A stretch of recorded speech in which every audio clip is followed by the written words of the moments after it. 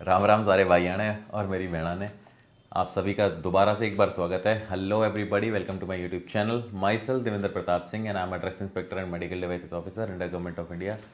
तो जैसा मैंने लास्ट वीडियो अपने चैनल पर अपलोड किया था, जिसमें मैंने बोला था कि आपके जितने भी डाउट्स हों, what ever doubts you have in your mind, you can ask in the comments and I have received a lot of comments, जिसके बारे में आज बेसिकली ये वीडियो मैं बनाना चाहता हूँ। काफ़ी सारे मिक्स सॉर्ट ऑफ कमेंट्स मुझे मिले हैं और काफ़ी सारा सब लोगों ने अपने अपने ओपिनियन शेयर किए हैं, which is kind of a commendable thing. मैं बिना टाइम वेस्ट करे धीरे धीरे करके सारे जो कमेंट्स मुझे मिले हैं, मैं उन कमेंट्स को बेसिकली कवर करके एक वीडियो बना दे रहा हूँ। और इसके अलावा भी अगर आपको कुछ लगता है कि अनकवर्ड है या कुछ रहता है आप जो पूछना चाहते हो, तो उसके लिए आप मुझे वापस से इस वीडियो के नीचे कमेंट्स करके पूछ सकते हैं अपने सवाल। And moreover I want to say that a lot of question which I am receiving in my current last video, a lot of questions is already being answered in so many videos. तो जैसा जैसा वो आएगा मैं आपको बता दूंगा कि कौन सा क्वेश्चन पहले से ही आंसर्ड है, और इसके रिगार्डिंग में पहले से ही वीडियो अपलोड कर चुका हूँ। एक्चुअली बस थोड़ा सा टाइम आप दीजिएगा कि चैनल पे जो वीडियो पड़े हुए हैं उनको आप देख लिया कीजिए। काफ़ी सारी चीज़ें उसमें पहले से ही कवर हो जाती हैं। जैसे काफ़ी लोग पूछ रहे हैं कि इसके लिए क्या बुक पढ़ना है, कैसे पढ़ना है, तो वो चीज़ें पहले से ही कवर्ड है। मैंने बुक और रिकमेंडेशन को लेके काफ़ी डिटेल्ड वीडियो बना रखा था, उसके अंदर आपको काफ़ी सारी चीज़ें कवर हो जाएंगी। और आप अपने आपस में ही डिस्कशन किया कीजिए कमेंट्स के अंदर। आप स्टूडेंट सारे जितना भी है वीडियोस के नीचे कमेंट करके आप आपस में डिस्कशन कर सकते हैं कि इट्स अ फ्री प्लेटफॉर्म। आप पूछा कीजिए कि लोग क्या पढ़ रहे हैं, तो लोग कोई कमेंट करता है उसके नीचे आप उनसे भी क्वेश्चन पूछा कीजिए कि आप बेसिकली क्या पढ़ रहे हैं, which book you are preferring for this concern subject and all these things. तो it's a very good platform to discuss each one of you. There is a very huge chances you can get exposure of on a very wider scale. So video start करने से पहले मैं एक request करना चाहूँगा, video को please like कर दीजिएगा, क्योंकि ज़्यादा से ज़्यादा लोगों के पास ये पहुँचे। मेरे पास कुछ अच्छे चैनल्स वालों के भी मैसेजेस आए हैं इंस्टाग्राम में, जिसमें वो मुझसे कोलैब करना चाहते हैं, जिसमें वो वीडियो बनाना चाहते हैं इंटरव्यू के रिगार्डिंग, कि मैं उन लोगों को गाइड कर सकूँ। मैं कोशिश करूँगा टाइम निकाल के, एक्चुअली मेरे पास टाइम का ये कंसर्न है, तो मैं कोशिश करूंगा एक टाइम निकाल के कि उनके चैनल पर हो सकता है एक ग्रुप वीडियो करके मैं डलवा दूं। तो उससे ये होगा कि हाँ, इससे ज़्यादा एक्सपोजर मिलेगा, because they have a wider audience and it can reach a more and more people. तो this will be a very good idea. Try करूंगा मैं जल्दी इस चीज़ को कर सकूं। अभी तो मेरा अगले हफ्ता पूरा शेड्यूल पैक्ड अप है। I will not be in Ghaziabad and near by around. काफ़ी ट्रैवल करना है मुझे, 700 ऑलमोस्ट किलोमीटर्स, और वो पूरा एक हफ्ते का मेरा ट्रैवल रहने वाला है। तो इस हफ्ते तो नहीं, मैं कोशिश करूंगा अगले हफ्ते जैसा भी हो पॉसिबल, मैं will spare my time and will make a video so that I can able to guide a lot of you. तो अब शुरू करते हैं क्वेश्चंस को लेना, और प्लीज़ वीडियो को लाइक कर दीजिएगा। बस इतना काफ़ी है, बिकॉज जितना आप लाइक करेंगे कि यूट्यूब के एल्गोरिदम में वो लोगों को रिकमेंड करेगा, जो भी फार्मेसी के बच्चे होंगे या जो भी एस्पायरेंट्स होंगे जो इस एग्ज़ाम के लिए तैयार कर रहे हैं, जो भी, इससे काफ़ी सारी चीज़ों के लिए उनको गाइडेंस मिल जाएगी। क्योंकि मैं सिर्फ एक ड्रग इंस्पेक्टर की पोस्ट को एम्फोसाइज नहीं करता हूँ, मैं basically being a pharmacist, being a pharma person, I'll try my level best to boost your skills so that you can use in your practical field, so it will help you to earn some good handsome money and all these things. So this will help you a lot.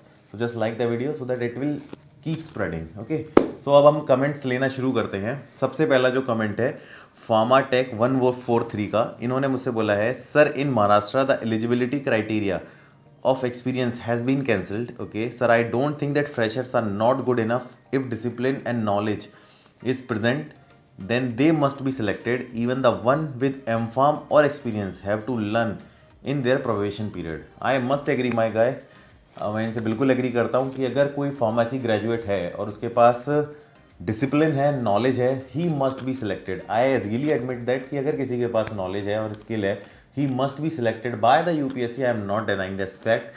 And in line of this, a lot of state has already cancelled their experience clause, because in Rajasthan you can apply without experience. In Maharashtra as well, they have cancelled that experience clause. In UP as well, they have cancelled the experience clause. In Delhi as well, it was cancelled, but I don't know how it will appear in the advertisements kind of stuff. And the most important thing, why these experience clauses has been cancelled around in each and every state, you know what is the basic issue which will occur in all of the states? ये किस वजह से ये cancel होने लगा सारे states के बीच में? Because recruitment process is already a very tedious process, and it take lot of time and lot of efforts has been made by the department and the ministry itself. They take a lot of pain. And what happened once the recruitment notice will publish and a lot of you have applied, and during the exam kind of stuff, a lot of people make court cases. Specifically, who does the court cases? The people who don't have experience go to the court and make court cases. Even I suggest a lot of you ki do court cases, because if you want a job then you have to do it, because this is the only way. If you are a fresher then you have to do it. Okay, so likewise the recruitment process held up for a very long time. Last, like in the Maharashtra, for 80 post I guess drugs inspector vacancy has been came out, and this recruitment process has been cancelled just because of these court case issues. And in UPSC as well, a lot of court case has been done, in like in my case as well, 2016 selection, and now they have published a final result, among which 45 candidates has been selected again, and now they are going to join my department. So this court case issue is very burning issue, and just because of that, manpower of UPSC, time, processes, a lot of thing has been wasted.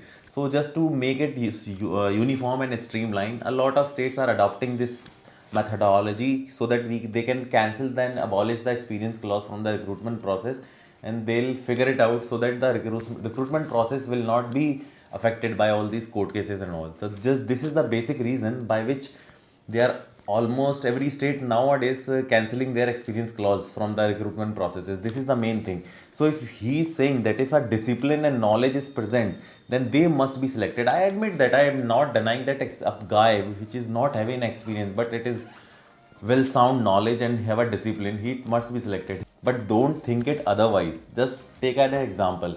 You are selected by the UPSC, you are shortlisted by the UPSC because you have done perform very well in the exam, in the written exam, and there is another guy who is almost fairly disciplined and having a fairly similar kind of knowledge which you have, and you both have scored almost similar kind of marks in the written exam by the, which was the exam conducted by the UPSC, and you both appeared for the interview. You don't have any experience and he have a 2 year experience in the industry. I'm not saying schedule C, but he has a 2 year of experience, but you don't have any experience. You both appeared for an interview. What possibility you are thinking you will be selected by the UPSC instead of him? Just think of that. I'm not saying कि experience is everything. Okay, my point of concern is what I am trying to deliver here is totally different. This experience I will discuss later on, but you just focus on what I mean to say. If you don't have experience and the person which is sitting next to you is having an experience, he having the more probability to get selected by the panel. Okay, this is only what I'm trying to deliver. So don't think it otherwise. Okay, people who have experience will always be preferred by the UPSC panel. Will always be preferred by the UPSC panel. If they are going to select 10 candidates, I must say that hardly 2-3 candidates they will select who don't have any sort of experience, because in nowadays a lot of people having a lot of experiences, because who just sit at home after completing their graduation? Nobody, I guess. After completing their graduation, either the person must pursue their masters, even after pursuing had their masters, the person must pursue their PhD. But the point is, who sit at home after completing their B Farm? The people who have done their B Farm just for sake only can sit there at home. मुझे नहीं लगता कोई सिर्फ B farm करने के बाद घर पे बैठने वाला होता है. सिर्फ वो लोग जिन्होंने सिर्फ अपने शौक मजे के लिए बी फार्म किया हुआ है, वो लोग घर पे बैठ सकते हैं. वो इस थॉट प्रोसेस में एक बी फार्म कर लेते हैं कि भाई हमको मेडिकल स्टोर का काम कर लेंगे, हम एक होलसेल एजेंसी खोल लेंगे. अगर उनके दिमाग में कुछ इस तरीके का माइंडसेट होता है तो सिर्फ वो करके बी फार्म अपने घर पे बैठ सकते हैं. मुझे नहीं लगता एक नॉर्मल आदमी बी फार्म करने के बाद घर पे बैठ सकता है. बी फार्म करेगा, उसके बाद वो एम फार्म भी करेगा, मास्टर्स के बाद पीएचडी भी करेगा, वो जॉब भी ज्वाइन करेगा कहीं ना कहीं. तो कैंडिडेट जो अप्लाई करते हैं यूपीएससी में, सबके पास ऑलमोस्ट एक्सपीरियंस होता है. 20 से 25% लोग होते हैं जिसके पास एक्सपीरियंस नहीं होता है. माय ओपिनियन, मानिए इस बात को. बहुत कम कैंडिडेट्स होते हैं जिनके पास नहीं होता है. और बहरहाल वो लोग होते हैं जो फ्रेश ग्रेजुएट्स होते हैं, जिन्होंने जस्ट भी 4th ईयर से अपनी बी फार्म किया होता है और वो अप्लाई करते हैं, उनके पास एक्सपीरियंस नहीं होता है. बट आप हमेशा याद करना, पैनल हमेशा उस बंदे को ज़्यादा प्रेफरेंस देगा जिसके पास एक्सपीरियंस है. भले ही आपके पास सिमिलर सेट ऑफ नॉलेज हो, सिमिलर सेट ऑफ डिसिप्लिन हो, कुछ भी हो, but UPSC will prefer that candidate who is having a practical experience in the field. अगर आपके मार्क्स सेम है, सब कुछ सेम है, तो ही will be selected instead of you. तो आपकी चॉइस है. मैं ये नहीं कहता कि आपके पास एक्सपीरियंस नहीं है आप सिलेक्ट नहीं हो सकते. No, might be higher probability you will be selected. अगर आपने रिटर्न एग्जाम में 300 नंबर का पेपर है, आपके 200 नंबर आए हैं, सपोज कर लीजिए, 250 मार्क्स आपके आए हैं, आपका कोई सिलेक्शन रोक ही नहीं सकता. अगर आप इंटरव्यू में एक क्वेश्चन का आंसर भी नहीं देंगे तब भी आपका सिलेक्शन हो जाएगा. So chances are like that. तो मैं ये नहीं कहता कि एक्सपीरियंस होना इज़ वेरी इंपॉर्टेंट, बट आप ये चीज़ समझोगे फील्ड में आने के बाद, if once you will be selected. आप अगर 100 बच्चों का बैच अगर आपका सिलेक्ट होता है बीइंग अ ड्रग्स इंस्पेक्टर, और आप फील्ड में जब आप काम करने के लिए जाते हैं, तब आपकी एक्चुअली कंपिटेंस जज होती है कि आपके अंदर कितना नॉलेज है। मैं अपने आप को बहुत नॉलेजेबल नहीं कहता, मेरे से बहुत ज़्यादा नॉलेज रखने वाले ड्रग्स इंस्पेक्टर हैं जो फील्ड में काम कर रहे हैं। जैसे नोएडा में एक ड्रग्स इंस्पेक्टर हैं, वैभव बब्बर। तो he is a very good friend of mind, he is a tremendous knowledge kind of a guy. उसको लॉ इन्फोर्समेंट की इतनी अच्छी नॉलेज है, इतनी अच्छी नॉलेज है, प्रैक्टिकल नॉलेज उसकी इतनी अच्छी है, फार सुपीरियर देन मी। मैं जब भी उससे मिलता हूँ, डिस्कस करता हूँ, मैं काफ़ी सारी चीज़ें सीखता हूँ। तो ये होता है एक्सपीरियंस, ये होता है स्किल जो लोगों को सिखा सके। Getting my point. तो ये स्किल उसके अंदर कहाँ से आया है? क्योंकि ये स्किल उसके अंदर इंडस्ट्रियल एक्सपीरियंस से आया है। उसको बहुत सालों का एक्सपीरियंस है इंडस्ट्री का, 6-7 साल का उसको एक्सपीरियंस है इंडस्ट्री का, डिफरेंट डिफरेंट चीज सेक्टर में काम करने का, वो सारा एक्सपीरियंस उसके अंदर है। उसको वो टेक्निकल नॉलेज है कि एक्चुअली में प्रोसेसेस कैसे परफॉर्म किए जाते हैं इंडस्ट्री के अंदर, रेगुलेटरी प्रोसेसेस कैसे किए जाते हैं, वो उसने डिपार्टमेंट ज्वाइन करने के लिए बात सीख लिया। लॉ इन्फोर्समेंट कैसे की जाती है regarding drugs and medical devices and all the stuffs, वो उसने फील्ड में रह के सीख लिया। तो उसके पास नॉर्मस अमाउंट ऑफ नॉलेज है। सिमिलरली थ्योरेटिकल एस्पेक्ट रखने वाले मेरे बहुत सारे फ्रेंड्स हैं जो मुझसे बहुत ज़्यादा सुपीरियर है, मैं कुछ नहीं हूँ उनके आगे। लाइक मेरा my friend Yuvraj, he has qualified that Delhi वाला drugs inspector exam in a very first attempt. I guess he must scored a highest marks in the exam, but उसके पास एक्सपीरियंस नहीं था, उसको रिजेक्ट कर दिया गया। आई आस्क्ड हिम कि भाई तू भी कोर्ट केस कर दे, तो वो ही सिंपली सेड सर भैया मैंने बस ऐसे ही अप्लाई कर दिया था कि अगर हो गया और अगर इन्होंने बुला लिया, अगर सब ठीक लगा तो मैं ज्वाइन कर लूँगा। मुझे ऐसी कोई नीड नहीं है कि मुझे सिर्फ ज्वाइन ही करना है, बिकॉज ड्रग्स इंस्पेक्टर की सैलरी जो है, मैं राइट नाउ उससे डबल सैलरी कमा रहा हूँ। तो ऐसा नहीं था कि मुझे वो चाहिए ही चाहिए, जस्ट मैंने अटेम्प्ट कर दिया था। अगर हो जाता अपने आप तो शायद मैं ज्वाइन कर लेता, बट ऐसा नहीं है कि मुझे वो जॉब चाहिए ही चाहिए। तो बंदे का परसेप्शन बहुत मैटर करता है कि वो सोचता क्या है, ठीक है ना। जॉब इस चीज़ से सुपीरियर नहीं हो जाती है कि एक आपके पास पावर हो जाएगा, ये हो जाएगा, नहीं। End of the day power किसी काम नहीं आती है। आपके पास आप क्या कमाते हो, ये एक्चुअल में आप अपनी फैमिली को क्या लेवरेज दे पा रहे हो, अपनी फैमिली को क्या फैसिलिटेट कर पा रहे हो चीज़ों में, वो मैटर करता है। वो ऐसा नहीं है कि सरकारी नौकरी से ही आता है, बहुत सारे ऑप्शन हैं। वो पोस्ट डॉक किया हुआ बंदा है, उसके पास इनॉर्मस अमाउंट ऑफ नॉलेज है, और वो अपने टाइम का गेट का एग्जाम का टॉपर है। मैंने काफ़ी बार बताया हुआ, कभी मौका लगा हम मिले तो मैं ज़रूर उसका कोई इंटरव्यू टाइप का कुछ करूँगा। तो he is a very knowledgeable guy. तो एक्सपीरियंस बहुत मैटर करता है। उसको CDRI से लेके इंडस्ट्री से लेके दुनिया भर का उसको एक्सपीरियंस है। रेड्डी में काम किया उसने, फ्रेसिनियस काबी में काम किया, और उसने एंटी कैंसर डिवीज़न में काम किया है। तो द अमाउंट ऑफ एक्सपीरियंस ही है, किसी ड्रग्स इंस्पेक्टर के पास वो एक्सपीरियंस हो ही नहीं सकता। उसको पूरा रिसर्च ओरिएंटेड एक्सपीरियंस है, बहुत ज़्यादा एक्सपीरियंस है। बहुत उसने एक नोवल ड्रग डिलीवरी में इतना अच्छा अच्छा काम किया, उसके नाम पर बड़े बड़े रिसर्च आर्टिकल, उसके पास कम से कम 30-35 रिसर्च आर्टिकल उसके पब्लिश हैं जो इंटरनेशनल जर्नल्स में पब्लिश हैं, लॉट ऑफ थिंग।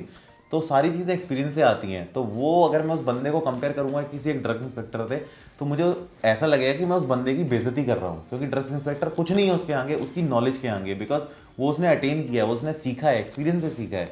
तो एक्सपीरियंस ये होता है, आप समझ रहे हो। तो अगर इस तरीके का कोई बंदा आपके सामने अपीयर हो गया इंटरव्यू में, तो आपका कोई चांस नहीं है कि सिलेक्शन हो पाएगा। मैं मानता हूँ कि एक्सपीरियंस मैंडेटरी नहीं है, और मैं मानता भी हूँ इस चीज़ को कि एक्सपीरियंस बात की बात है। बट मेरा कंसर्न आप समझिए कि अगर 2 तरीके के बंदे ऐसे सामने आ गए तो व्हाट इज़ द प्रोबेबिलिटी। सो अब मैं आगे प्रोबेशन पीरियड की आपने बात बोली कि हाँ एक्सपीरियंस को प्रोबेशन पीरियड, मैं आपको अपने CDSC हेडक्वार्टर की बात बता देता हूँ।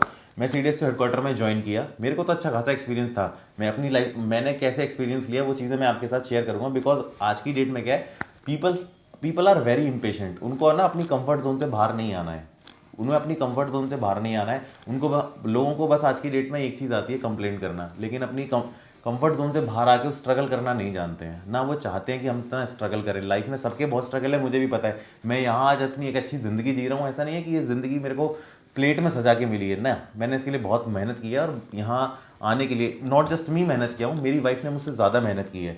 तो यहाँ आने के लिए एक बहुत टफ जर्नी हमने साथ में चली है, तब मैं जाके यहाँ पर आया हूँ। और ये जो लाइफस्टाइल मैं मेंटेन करता हूँ, it's just not what I am doing.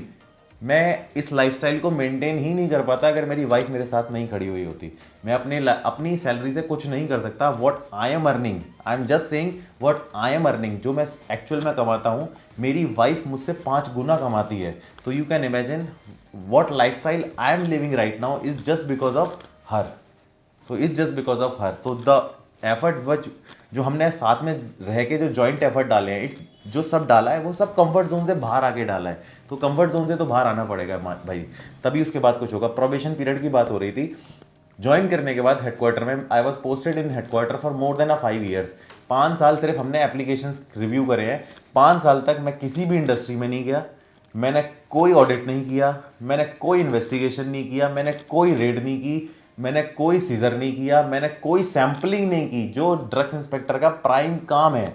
मैंने कोई सैंपलिंग नहीं करी। ऑल्दो मेरी ट्रेनिंग हो गई, मेरी उसके बीच में इंडक्शन ट्रेनिंग हो गई 3 महीने की, काफ़ी सारी और बीच में भी ट्रेनिंग्स हो गई, लेकिन ड्रग्स इंस्पेक्टर का जो जॉब होता है एक्चुअल में वो मैं नहीं जानता था, कुछ नहीं पता था मुझे। जब मेरा ट्रांसफ़र हुआ नॉर्थ जोन में गाज़ियाबाद में और मैं जोनल एक्टिविटी में आया, तब मैंने ऑडिट्स किए, रेड्स किए, सीजर किए, सैम्पलिंग की, कोर्ट केसेस किए, ये सारी जो चीज़ें मैंने परफॉर्म की। ये होता है एक्चुअल में ड्रग्स इंस्पेक्टर का काम, to maintain the ensuring the quality of medicine which is available in the market. तो वो क्वालिटी इंश्योर करने के लिए आपको फैक्ट्रीज की ऑडिट्स करने पड़ते हैं, इन्वेस्टिगेशंस करने पड़ते हैं, एनएसक्यू आते हैं, उसके बेस्ड आपको प्रॉपर एक चेन इस्टेब्लिशमेंट का प्रोसेस करना होता है, बहुत सारी चीज़ें होती हैं। उसके बाद कोर्ट ऑफ लॉ में आपको आपको कंप्लेंट फाइल करनी होती है, उसके बाद कोर्ट केस चलता है, वो सारे प्रोसेस होते हैं। ये सारी चीज़ें मैंने अपनी जॉब ज्वाइन करने के 5-6 साल बाद सीखी हैं, ठीक है। लेकिन मैंने सिर्फ यही जॉब 5-6 साल बाद सीखी थी, लेकिन सिर्फ इसमें से एक जो कोर्ट रिलेटेड मैटर होता है वो मुझे नहीं आता था, कि how court stuff has to be done, कि कोर्ट केसेस कैसे करते हैं, ये सारे काम कैसे करते हैं।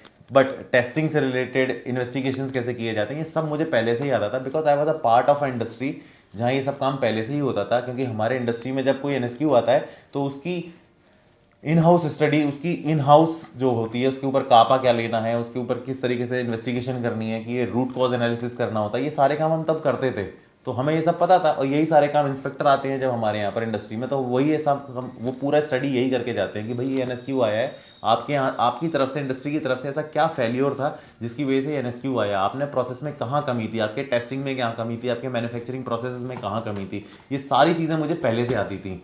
तो वो मुझे क्यों आती थी? बिकॉज मेरे पास एक्सपीरियंस था, मेरे पास मैन्युफैक्चरिंग का एक्सपीरियंस था, मेरे पास टेस्टिंग का एक्सपीरियंस था, वो सारा कुछ मुझे आता था। और लकीली मैं literally I am saying that I have not scored good in my written exam in 2016 exam.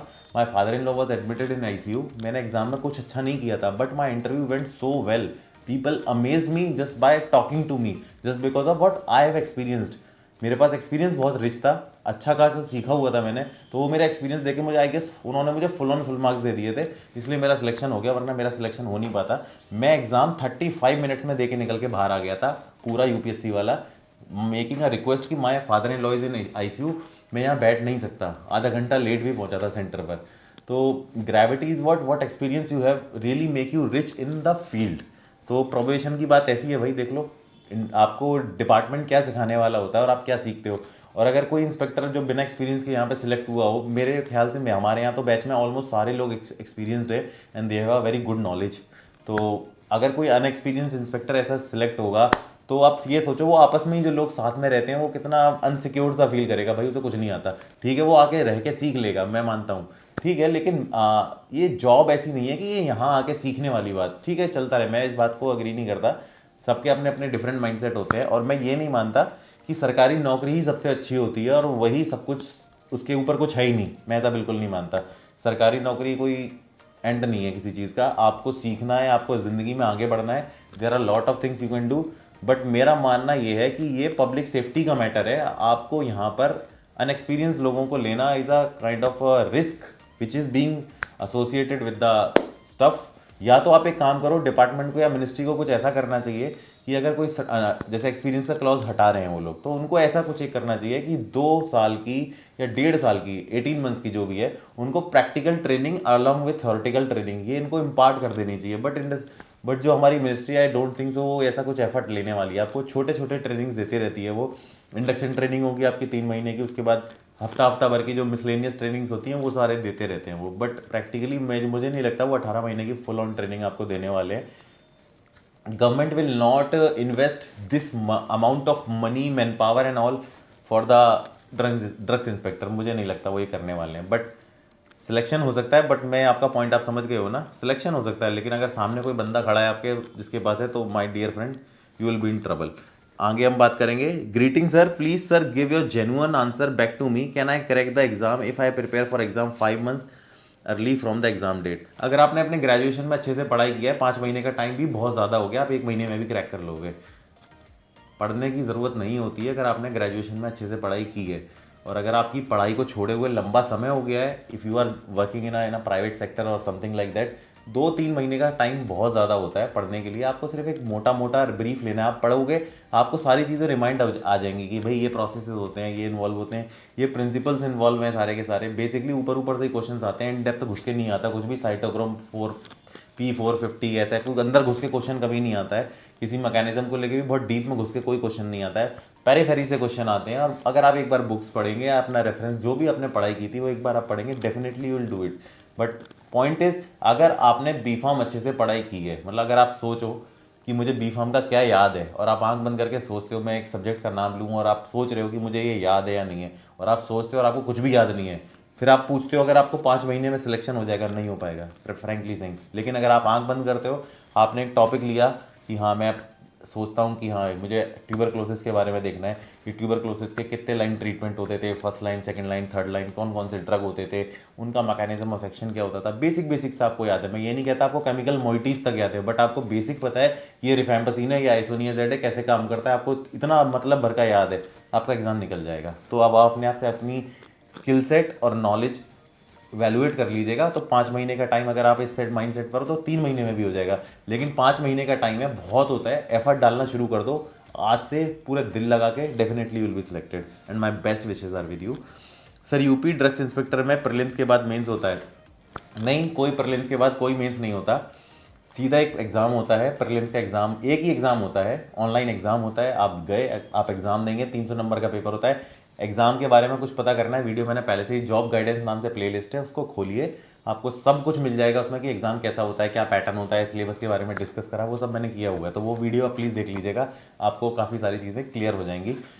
एक एग्ज़ाम होता है, आप जाइएगा, एग्ज़ाम दीजिए, एग्ज़ाम निकल गया आपका, रिजल्ट पब्लिश होगा, रिजल्ट के बाद आपका इंटरव्यू कंडक्ट होगा, इंटरव्यू कंडक्ट होने के बाद आप अगर इंटरव्यू में सॉर्ट हो गए, फिर आपका फिजिकल एग्जाम होता है। फिजिकल एग्जाम होने के बाद, और फिजिकल में बहुत हार्डकोर फिजिकल एग्जाम नहीं होता, नॉर्मल सा फिजिकल एग्जाम होता है। वो बेसिकली आई, और आपको ये चेक करते हैं कि कोई मेजर कोई डिफेक्ट तो नहीं है, आपने कहीं ऐसा हो कि आपने एग्जाम में नहीं बताया हो, फॉर्म में नहीं बताया हो, लेकिन आपको कोई प्रैक्टिकली कुछ दिक्कत है, वो बस ये एश्योर करते हैं। कोई फिजिकल एग्जाम ऐसा नहीं होता कि आपसे दौड़ लगवा देंगे, वो ऐसा कुछ नहीं होता, नॉर्मल फिजिकल एग्जाम होता है, and then you will be selected. तो इस तरीके का प्रोसेस है, सिंपल प्रोसेस है सिलेक्शन का, बहुत बड़ा प्रोसेस नहीं है। अगला हम कमेंट करें, पढ़ेंगे, sir one more thing, drugs inspector post also should include in group A category and changes the post name drug control officer in pay matrix level 10, every one fight for that demand. Group A category में आना चाहिए, मैं इस चीज़ को बिल्कुल नहीं मानता कि ड्रग्स इंस्पेक्टर को ग्रुप ए कैटेगरी में फॉल करना चाहिए। ड्रग कंट्रोल ऑफिसर तो एक चीज़ ऐसी है कि ये पोस्ट का नाम चेंज करना हो गया, राजस्थान में ड्रग कंट्रोल ऑफिसर कहते हैं, हरियाणा में भी ड्रग कंट्रोल ऑफिसर कहते हैं। अब वो इम्प्लीकेशन की बात है, अगर आप मुझसे पूछोगे कि नाम क्या अच्छा लगता है, कि ड्रग कंट्रोल ऑफिसर अच्छा लगता है, ड्रग्स इंस्पेक्टर अच्छा लगता है, मैं ड्रग्स इंस्पेक्टर को प्रेफर करूंगा, क्योंकि ये हमारा पुराना इतिहास है। जो ड्रग एक्ट है हमारा इतना पुराना, और उसमें ड्रग्स इंस्पेक्टर डिफाइन है, अब इसको ड्रग कंट्रोल ऑफिसर कर दिया जाएगा, तो मुझे नहीं लगता कि कोई इसको रिकॉग्नाइज भी करने वाला है। एक बात हमेशा याद रखना, जो इंस्पेक्टर वर्ड की वैल्यू है ना, वो बहुत बड़ी है। आपको बाहर निकल के, या जब आप किसी को बोलते हो ना you are a drugs inspector, तो लोग, people will recognise you. But if you will say someone कि I am a drug control officer, घंटा किसी को कोई फर्क नहीं पड़ता आप क्या हो, आप उनके लिए कुछ ऐसे छोटे मोटे कुछ हो सरकारी आदमी, उनको कोई फर्क नहीं पड़ता। But when you will say you are a drugs inspector, they will recognise you कि हाँ भैया अफसर आदमी है ये। तो इसकी बहुत इंप्लीकेशन है, और ग्रुप ए में आ जाना चाहिए। नहीं, मैं इस बात को बिल्कुल सहमत नहीं करता कि ग्रुप ए में आना चाहिए। ग्रुप ए में ना इलाइट लेवल के लोग आते हैं, हमारा जो असिस्टेंट कमिश्नर होते हैं, असिस्टेंट ड्रग कंट्रोलर्स होते हैं, ये ग्रुप ए में आते हैं। और ग्रुप ए में आते हैं बेसिकली सिविल सर्वेंट, जो सिलेक्ट होते हैं यूपीएससी के एग्ज़ाम के थ्रू। तो मैं इस चीज़ को एडमिट नहीं करता, और ऑल्दो हमारा एग्ज़ाम भी यूपीएससी कराती है, बट दोनों का कंपैरिजन की बात करें तो it's a very huge difference. तो मैं नहीं मानता ग्रुप ए में आना चाहिए। At what extent practical knowledge, Madhuk ji का ही दूसरा कमेंट है उनका, at what extent practical knowledge useful while performing drugs inspector duties sir? If practical knowledge is important, UPSC conduct the practical test exam instead of that online exam CBRT। देखिए मैं आपको एक छोटी सी बात समझाता हूँ। यूपीएससी का काम होता है सिर्फ, मिनिस्ट्री ने जो आपको दिया है, आपको एक सेकेंड भाई, मैं थोड़ी देर में फ़ोन करता हूँ भैया।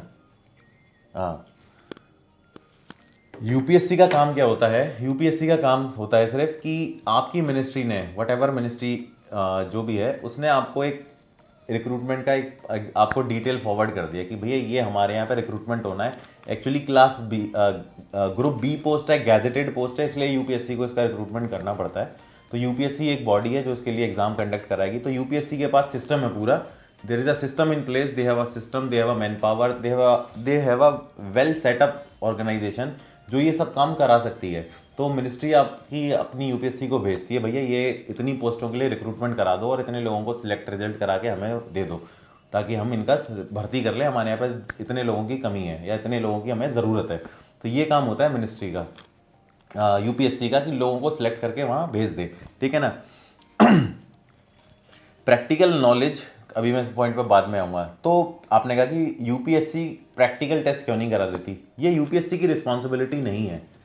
आप किसी भी एग्जाम में देख लीजिए, यूपीएससी ये किसी के लिए नहीं करती है। UPSC is only the recruiting agency.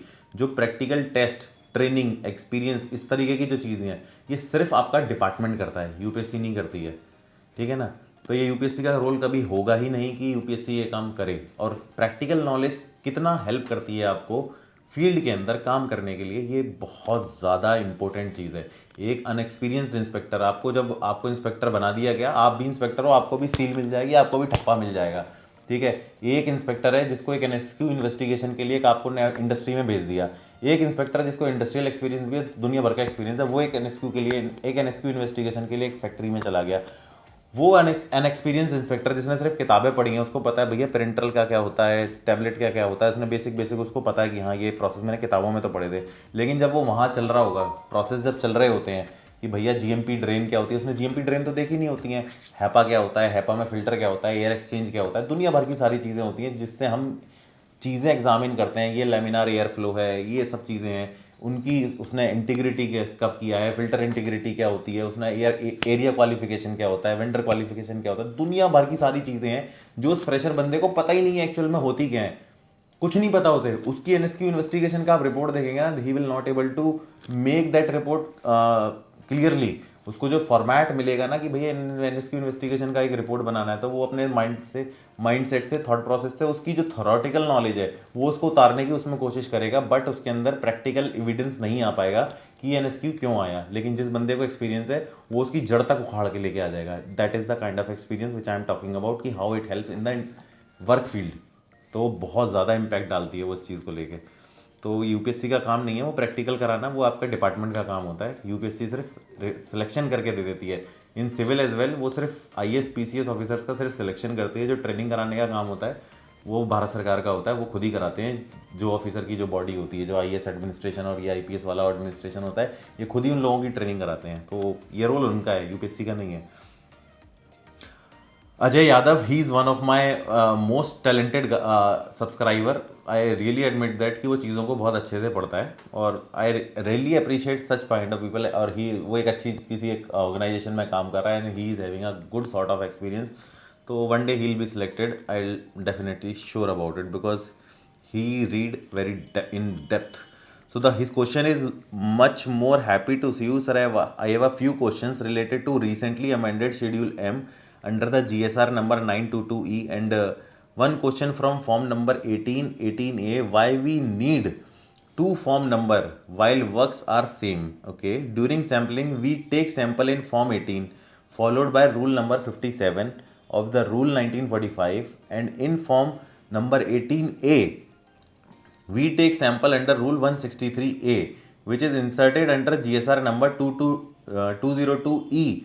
But I am confused why we need two form for one work. Sir, I will send you few details about this question in your Instagram. Please answer me and thank you so much, sir. Okay. तो यह जो क्या बहुत ही अच्छा question है। इसने actually schedule M पढ़ा होगा। शेड्यूल एम अभी रिवाइज हुआ है, ये नया जीएसआर आया है 922E। ये अभी रिसेंटली एक नया जीएसआर पब्लिश हुआ है, जिसके अंदर आपका जो शेड्यूल एम है, schedule M is good manufacturing practices, ये शेड्यूल पूरा रिवाइज कर दिया गया है। ये शेड्यूल बेसिकली स्ट्रीमलाइन करने के लिए किया गया है to match our schedule M with the international bodies like USFDA MHRA. तो उससे मैच करता करता हमने ये शेड्यूल एम को इम्पार्ट किया है, इसमें काफ़ी सारे चेंजेस किए गए हैं। तो उनका क्वेश्चन ये है कि हमें सेम काम को करने के लिए दो फॉर्म क्यों डिफाइन कर रखे हैं वहाँ पे। फॉर्म 18 होता है। फॉर्म 18 बेसिकली क्या होता है, हम जिस फॉर्म पर सैंपल भेजते हैं गवर्नमेंट एनालिस्ट को टेस्ट करने के लिए वो होता है फॉर्म 18। तो वहाँ ये दो फॉर्म दे रखे हैं, एक फॉर्म 18 दिया हुआ है और एक दिया हुआ है form 18। There is two form mentioning is this schedule M, form 18 and form 18A। तो he is asking why these two form, because in both the form we are sending the sample to the government analyst for test and analysis. So why these two forms are defined in the schedule M, this revision is called. And ये previous वाले में भी था, but उसका उन्होंने actually schedule M नया वाला पढ़ा है, तो उसका उनको इस बात का डाउट है कि जो पहला फॉर्म है फॉर्म 18 वो रेफर करता है रूल 57 को, और जो 18A है फॉर्म 18A वो रेफर करता है आपके रूल नंबर 163A को। तो भैया ये दो दो फॉर्म क्यों है सेम काम को करने के लिए। और आपको इस तरीके की काफ़ी सारी चीज़ें पूरे डीएनसी एक्ट में मिल जाएगी, like in condition of licences, because so many licence government issued in which is incorporated in the Drugs and Cosmetic Act, Form 20, Form 21B, Form 20B, Form 25, Form 26, Form 27, Form 28, B, C, D, दुनिया भर के forms हैं उसमें। और all because of the nature of the product. CC1 हो गया, आप समझते हो कि शेड्यूल CC1 ड्रग होते हैं। फॉर्म 25, 28 होता है, तो काफ़ी सारे हैं। शेड्यूल एक्स के लिए एक अलग से फॉर्म निकलता है, वैक्सीन बायोलॉजिकल के लिए एक अलग से फॉर्म है लाइसेंस का। तो there are lot of forms for manufacturing actually. So सारे जो फॉर्म्स होते हैं इनको सबको अलग अलग कंसर्न रूल आपको डिप्लॉय करता है। बट अब मैं इनके क्वेश्चन को फोकस करता हूँ। सैम्पलिंग का प्रोसेस बहुत सिंपल है, मैंने आपको पहले भी बता रखा है। जाते हैं हम जो सैंपल लेते हैं किसी भी चीज़ का वो फॉर्म 17 में लेते हैं। फॉर्म 17 के अंदर हम सैंपल लेते हैं, और अगर हम उसको सैंपल का पैसा दे रहे हैं तो हमें कोई उसको कुछ देने की ज़रूरत नहीं होती है। लेकिन अगर हम उसको पैसे नहीं दे रहे हैं, मतलब वो ले नहीं रहा पैसे कि नहीं सर आपने सैंपल लिया ले लो कोई दिक्कत नहीं, इसके मैं पैसे नहीं लूँगा, तो हम उसको फॉर्म 17A भी इशू करते हैं। 17A कि जब वो बंदा पैसा रिफ्यूज़ करता है तो वी विल इशू 17A। तो वो 17A हमने उसको दे दिया। अब हम लेके आते हैं सैंपल को फॉर्म 18 में गवर्नमेंट एनालिस्ट को भेज देते हैं कंसर्न लेबोरेटरी में। आपको जहाँ भेजना है samples, central drug laboratory Calcutta हो गया, RDTL हो गया, चाहे वो चंडीगढ़ हो, गुवाहाटी हो, कोई भी हो, RDTL हो, हैदराबाद हो, CDL मुंबई हो, कहीं भी आपको भेजना है, आपने वो फॉर्म 18 में वहाँ भेज दिया। फॉर्म 18 में वहाँ भेजने के बाद फॉर्म 13 में वो रिपोर्ट भेजते हैं, आपके गवर्नमेंट एनालिस्ट रिपोर्ट भेजता है फॉर्म 13 की। फॉर्म 13 में रिपोर्ट आ गई, सैंपल पास है तो ओके कोई बात नहीं, सैंपल फेल है तो फिर आपकी इन्वेस्टिगेशन करते हैं आप।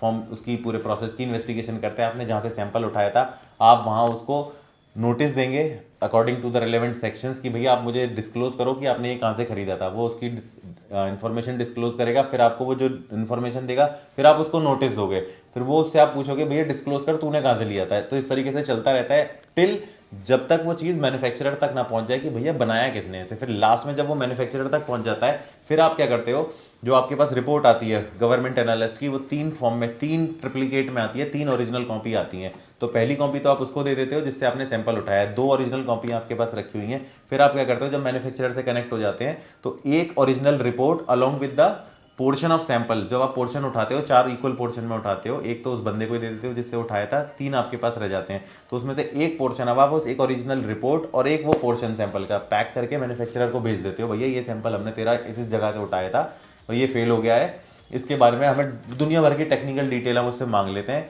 और हमें अपनी इंटेंशन बता दो कि तुम्हें ये चैलेंज करना है कोर्ट में या नहीं करना है, ठीक है ना। आपको अगर रिपोर्ट से सहमति है तो ठीक है, नहीं है तो आप उसको चैलेंज कर दो। तो वो बोल देता है मुझे आपकी रिपोर्ट में सहमति नहीं है, मैं चैलेंज करना चाहता हूँ। फिर आप क्या करते हो, एक पोर्शन लेते हो, उससे 1000 रुपये का ड्राफ्ट मंगवाते हो कि भैया 1000 रुपये का ड्राफ्ट भर, क्योंकि वो चैलेंज कर रहा है तो उसको वो फीस पे करनी पड़ेगी टेस्टिंग के लिए। तो 1000 रुपये का ड्राफ्ट लगता है। अब आप वो एक पोर्शन लेके कोर्ट में जाते हो, जो कंसर्न, अगर आपने मान लो गाजियाबाद से सैंपल उठाया था तो मैं गाजियाबाद का जो चीफ जुडिशियल मजिस्ट्रेट होगा उसके पास जाऊंगा, वो सैंपल लेकर उनको बोलूंगा सर ये कंपनी वाले हैं, ये आ गया है बंदा, ये सैंपल है इनका, ये हमने ऐसे ऐसे उठाया था, ये फेल हो गया है, अब हम यहाँ एप्लीकेशन कर रहे हैं सैंपल चैलेंज के लिए। तो कोर्ट में एक एप्लीकेशन आप डालते हो सारी डिटेल के साथ, और वो कोर्ट का जो मजिस्ट्रेट होता है वो उस सैंपल को साइन करके फॉर्म 1 में भेजता है सेंट्रल ड्रग लेबोरेटरी कलकत्ता में। अब कलकत्ता में वो सैंपल टेस्ट होता है, फेल होता है तो रिपोर्ट, फेल हो चाहे पास हो जो भी है, वो रिपोर्ट आ जाती है फॉर्म 2 में, और वो रिपोर्ट साइन करता है डायरेक्टर ऑफ CDL, ना कि गवर्नमेंट एनालिस्ट जो फॉर्म 13 साइन करता है, ठीक है ना। अब आपके पास रिपोर्ट आ गई है फेल की, अब उस रिपोर्ट जो होती है वो फाइनल रिपोर्ट होती है और वो स्टैट्यूटरी होती है, और उसी के बेसिस पर आप एक्शन करते हो। अगर उसमें फेल है तो आप सीधे फिर कोर्ट परमिशन का अपने ऑर्गेनाइजेशन को लिखते हो कि मुझे इसको कोर्ट केस लॉन्च करना है, परमिशन दे दीजिए हमें, उसके बाद आप परमिशन लेके आप कोर्ट केस कर देते हो, ठीक है ना।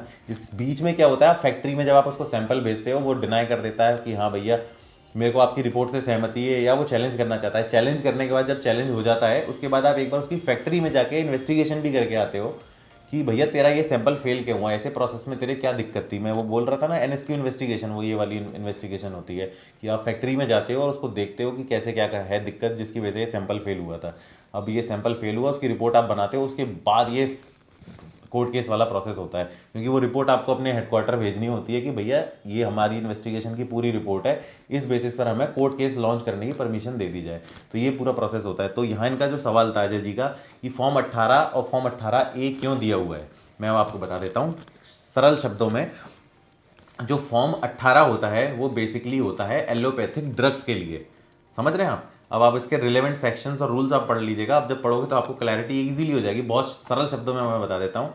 हमारा जो ड्रग्स एंड कॉस्मेटिक एक्ट है उसके अंदर हम एलोपैथिक ड्रग्स भी देखते हैं, उसके अंदर होम्योपैथी ड्रग्स भी देखते हैं, सिद्धा यूनानी ड्रग्स भी देखते हैं, काफ़ी सारी चीज़ें हम इसके अंदर देखते हैं। तो जो फॉर्म 18 होता है वो एलोपैथी ड्रग्स के लिए होता है जो हमारे ड्रग्स इंस्पेक्टर करते हैं, ठीक है ना। जो फॉर्म 18A होता है वो होम्योपैथिक ड्रग्स, एलोपैथिक ड्रग से हटकर जो होम्योपैथिक ड्रग सिद्धा यूनानी ड्रग्स होते हैं ये उनके लिए होता है। तो जो उनके इंस्पेक्टर्स होते हैं जिनके पास आयुर्वेदा में बी फार्म होती है, आयुर्वेदा में जो कंसर्न डिग्री होती है, तो वो लोग जो सैंपल भेजते हैं अपनी कंसर्न लेबोरेटरी में टेस्टिंग के लिए वो फॉर्म 18A में भेजते हैं। और ये जो रूल दे रखा है यहाँ पर रूल 163A, ये बेसिकली उसी का ही है। अब मैं बुक यहाँ रखी है, खोलूंगा तो इसमें टाइम लगेगा, पढ़ लेना 163A रूल क्या कहता है। वो बेसिकली 163 सेक्शन आप पढ़ना, वो आई गेस जो उसका जो चैप्टर है आई गेस वो 18वां चैप्टर है, आप पढ़ना उसे, उसमें वो पूरा सिद्धा यूनानी को लेके है, होम्योपैथी को लेके।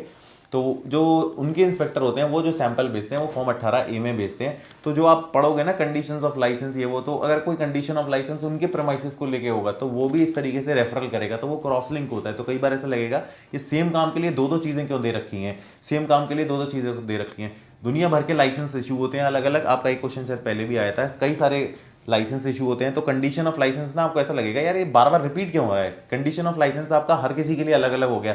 फॉर्म 20-25 फॉर्म 20-21 का कंडीशन ऑफ लाइसेंस अलग हो जाएगा, फॉर्म 25-28 का कंडीशन ऑफ लाइसेंस अलग हो जाएगा, कोई दूसरा फॉर्म है उसके लिए कंडीशन ऑफ लाइसेंस अलग हो जाएगा। तो सारा ना जब आप अमेंड जो शेड्यूल M देखोगे नया वाला उसको ऐसे चेक करोगे तो ऐसा लगेगा सारा रिपीट हो रहा है, लेकिन वो रिपीट नहीं है, वो अलग अलग कंसर्न लाइसेंस के लिए है, अलग अलग एक्टिविटी के लिए। उसका जो मेन रूल है आप वो पढ़ोगे तब आपको क्लैरिटी आ जाएगी। अब आप इसे पढ़ना आपको क्लैरिटी आ जाएगी, sorry.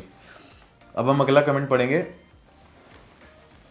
Sir UPSC Delhi interview guidance for fresher because I haven't any kind of experience but I have D pharm B pharm M pharm. तू तो मेरा भाई है भाई, तेरे पास भी डिप्लोमा है, बी फार्म है, एम फार्म है, and I got qualified DI exam. I really congratulate you brother कि आपका सिलेक्शन हुआ है और आप इंटरव्यू में अच्छा करो। इंटरव्यू के रिगार्डिंग मैं एक वीडियो शायद पहले भी अपलोड कर चुका हूँ, और इंटरव्यू के लिए मेरे पास कोलैब के लिए भी आया है एक दो लोगों का, मैं कोशिश करूँगा उनके संग कोलैब करके एक थोड़ा थॉरो इंसाइट दे दूँ। लेकिन देखो बेसिक से टिप्स हैं, जैसे हो वैसे रहो, नेचुरल दिखना वहाँ पर, ज़्यादा मेकओवर करके मत जाना, physical attributes play a vital role, ज़्यादा दिखावा करने की कोशिश नहीं, ओवर स्मार्ट बनने की कोशिश मत करना, आंसर टू द पॉइंट देना, क्वेश्चन का आंसर नहीं आता है तो उनको मना कर देना। लैंग्वेज प्रेफरेंस की बात करें तो जिस लैंग्वेज में आप कंफर्टेबल हो वो लैंग्वेज बोलना, हिंदी हो तो हिंदी, इंग्लिश हो तो इंग्लिश, अगर हिंदी बोला है तो प्रॉपर हिंदी बोलने की कोशिश करना, उसमें इंग्लिश मत कर देना।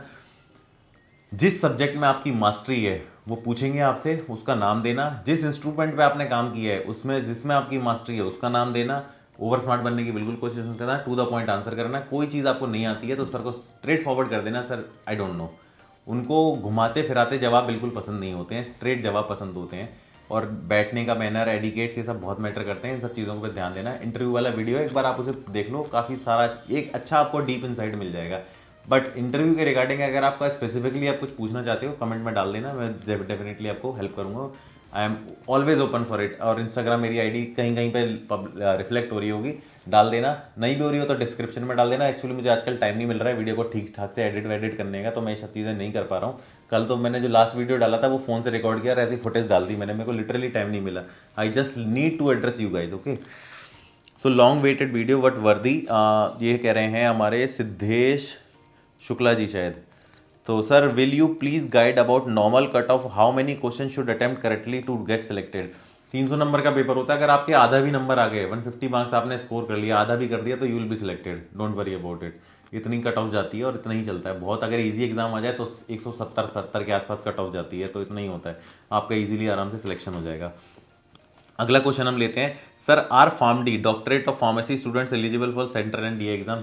सर जहां पर एक्सपीरियंस की रिक्वायरमेंट नहीं है, समझ रहे हैं ना जी, जहां पर एक्सपीरियंस का नीड नहीं है, एक्सपीरियंस क्लॉज मेंशन नहीं किया है, तो यू आर एलिजिबल। अगर कहीं पर किसी स्टेट में एक्सपीरियंस अलाउ मैंडेटरी किया हुआ है, या किसी स्टेट में लैंग्वेज मैंडेटरी कर रखी है, जैसे गुजरात में वो गुजराती मैंडेटरी कर रखी है, अगर इस तरीके का कोई क्लॉज आ गया तो वो आपको फॉलो करना पड़ेगा। एक्सपीरियंस नहीं है मैंडेटरी तो फिर कोई रिक्वायरमेंट नहीं है, तो इस तरीके से आपका स्टेटस कहता है, ठीक है ना।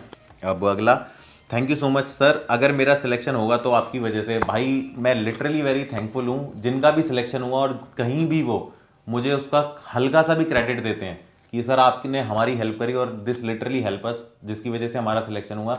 मैं आपका दिल से आभार व्यक्त करना चाहता हूँ कि मैं आपके लाइफ में कुछ इंसाइट लेके आ पाया और आपने उस चीज़ के ऊपर अमल किया और उस चीज़ को पॉजिटिवली लिया, तो मैं उस चीज़ के लिए लिटरली दिल से आपका बहुत बहुत धन्यवाद करता हूँ। क्योंकि ज़िंदगी में मैं बस यही सोच रखता हूँ कि अगर खुद के अंदर आपके पास कुछ अच्छा है और वो आप साथ के लोगों से शेयर कर सको और उनकी लाइफ में कुछ हल्का सा बदलाव ला सको, इससे बढ़कर ज़िंदगी में कुछ नहीं होता। मेरे को अगर कुछ चीज़ आती है, मैं ये नहीं चाहता कि मैं उस चीज़ को अपने पास ही संभाल के रखूँ और मैं उस चीज़ को शेयर ना करूँ। ये लॉबी और फार्मेसी के लोग ऐसे ही हैं, अगर इनको जो भी कुछ कुछ अब अगर आ जाता है और वो कहीं टॉप पर बैठ जाते हैं, मैंने देखा है लोगों को, वो शेयर नहीं करना चाहते हैं लोगों से। मेरे अंदर बिल्कुल ऐसा नहीं है, मैं बिल्कुल ऐसा फील नहीं करता कि मैं फार्मा से हूँ और मैं चीज़ें अगर मुझे कुछ आती हैं, अगर मेरे को 4 पैसे कमाने का कोई तरीका आता होगा, मैं पहले आप लोगों के साथ शेयर करना चाहूँगा कि मैं आपको वो चीज़ सिखा सकूँ और आप उस चीज़ को अपनी लाइफ में इंप्लीमेंट कर पाओ और अपने परिवार वालों का और अपना खास तौर से अच्छा ध्यान रखो और उनको फैसिलिटेट कर पाओ ज़िंदगी में आगे बढ़ने के लिए। तो I am really very thankful कि अगर मैं आपका कहीं भी लाइफ में रोल प्ले अदा करता हूँ तो। सर गुजरात ड्रग इंस्पेक्टर का सिलेबस का लिंक सेंड कर दीजिए। हाँ, गुजरात के एडीसी हैं जगदीश जी, उन्होंने मुझे सिलेबस का लिंक और वो डेट भेजा था, मैंने आपके अपने इंस्टाग्राम प्रोफाइल पर डाला था, जो 16 जून को आई गेस एग्जाम होने वाला है, मैं वो डाल दूंगा, ठीक है ना। और वो गुजराती के लिए उन्होंने मुझे बोल दिया, मैंने पूछा था उनसे सर ये गुजराती क्या मैंडेटरी है, तो उन्होंने बोला कि अगर गुजरात में सर ड्रग इंस्पेक्टर बनना है और यहाँ काम करना है तो Gujarati is mandatory. So guys, it's all up to you and people who are from the Gujarat, please do comments in the this video कि गुजरात से कौन कौन है, ताकि मुझे थोड़ा एटलीस्ट कमेंट जो करता है मैं उससे नाम से आइडेंटिफाई कर लेता हूँ लोगों को। सो अगला क्वेश्चन हम लेते हैं, sir from which college you have completed your B pharm, please tell me sir. So guys मैंने अपनी डिप्लोमा किया है डिप्सार से, Delhi institute of pharmaceutical science and research. मैंने बी फार्म किया है कॉलेज अपना HMT college of pharmacy Greater Noida से। डिप्सार में ही मेरा सिलेक्शन हो रहा था, लेकिन एक्चुअली मुझे अपनी so called who is my wife, तो मुझे उनके साथ ही पढ़ना था, तो हमने एक कॉलेज में ऐसा ढूंढा जहाँ साथ में हो जाए, क्योंकि डिप्सार का रूल होता है कि जो टॉप 6 रैंकर होते हैं डिप्लोमा के उनको लेटरल एंट्री के थ्रू वहीं एडमिशन मिल जाता है, and I was one of it. मेरी 3rd रैंक थी आई गेस, तो मेरे को वहीं एडमिशन मिल रहा था। लेकिन मेरे लिए कॉलेज मैटर नहीं करता मेरे लिए साथ मैटर करता है, तो मैंने वो कॉलेज त्याग दिया, घंटा मुझे फ़र्क नहीं पड़ता। एम फार्म मैंने किया Rajiv academy for pharmacy Mathura से, और PhD देखो कहाँ से होगी, मन कर रहा है करने का, कभी किया तो मैं ज़रूर आपके साथ शेयर करूँगा। अगला क्वेश्चन आता है, please provide a comparative list of equipment discussed in the YouTube video as only a few were mentioned. देखो मैं आपको बताऊं, इंटरव्यू का सिलेक्शन है आपका, अगर आपने इंडस्ट्री में काम किया है तो आपको बहुत सारे इक्विपमेंट की वो होगी, क्या कहते हैं, टच होगा आपका। जैसे आप किसी इंडस्ट्री में आपने काम किया है तो आप बेसिक से आप आ जाइए। अगर आप टैबलेट सेक्शन में काम कर रहे हैं तो सबसे पहले आप क्या करोगे, इंग्रेडिएंट्स को वे करोगे। वे करने के बाद मेन डिपेंड करता है आपका जो टैबलेट बना रहे हो आप, वो किस प्रोसेस के थ्रू बन रही है, मतलब आप ग्रैन्यूल्स जो बना रहे हो वो किस के थ्रू बना रहे हो, आप वेट ग्रेनुलेशन करने वाले हो, आप कौन सा रोलर वाला ग्रैनुलेटर यूज़ करने वाले हो, या फ्लूइडाइज बेड ड्रायर यूज़ करने वाले हो। तो एक FBD हो गया आपका और एक आपका रोलर वाला हो गया, तो ये मैटर करता है कि आपके ग्रैन्यूल्स किस आप बनने वाले हैं। ग्रेन्यूल्स बनने के बाद आपको कंप्रेशन करना है, टैबलेट कंप्रेशन मशीन हो गई, कितने स्टेशन वाली वो मशीन है, ऑटोमेटिक है, हैंड ऑपरेटेड है, आजकल तो सब जगह ऑटोमेटिक होती हैं। कंप्रेशन करने के बाद उस अगर ग्रेन्यूल्स बनाया उनको ग्रेन्यूल्स को ड्राई भी करना है, तो हाँ आपने उसमें कौन सा ड्रायर यूज़ किया ये भी बहुत मैटर करता है। टैबलेट्स बन के निकल रही हैं, QC में आपको उसको टेस्ट करना है, आप उसका डिसोल्यूशन करेंगे, आप उसका डिसइंटीग्रेशन करेंगे, तो डिसोल्यूशन एपरेटस हो गया, डिसइंटीग्रेशन एपरेटस हो गया, आपका हार्डनेस एपरेटस हो गया, दुनिया भर के एपरेटस हो गए। अब आपने टैबलेट बना लिया, अब आपको उसका ऐसे का वैसे इन सब चीज़ों का भी एस्टिमेशन करना है। अब आप एससे किससे कर रहे हैं, आप यूवी से कर रहे हैं, एचपीएलसी से कर रहे हैं, यूपीएलसी से कर रहे हैं, एलसीएमएस से कर रहे हैं, मतलब आप दुनिया भर की सारी चीज़ें हैं जो आप कर रहे हैं। टैबलेट्स बनती हैं, ग्रैन्यूल्स बनते हैं, उनके ग्रैन्यूल्स का पार्टिकल साइज भी करना होता है, तो पार्टिकल साइज करने के लिए आपने भेज दिया। मॉलिक्यूल आप जब उसमें एपीआई यूज़ करते हैं तो एपीआई का एक्सआरडी से उसका डिफरेंट पैटर्न्स करते हैं, क्रिस्टलाइजेशन पैटर्न्स भी आप स्टडी करते हैं, दुनिया भर की चीज़ें हैं। तो इट्स ऑल डिपेंड अपॉन कि आप क्या चीज़ करने वाले हैं और क्या आप करने, आपका ऑब्जेक्टिव क्या है।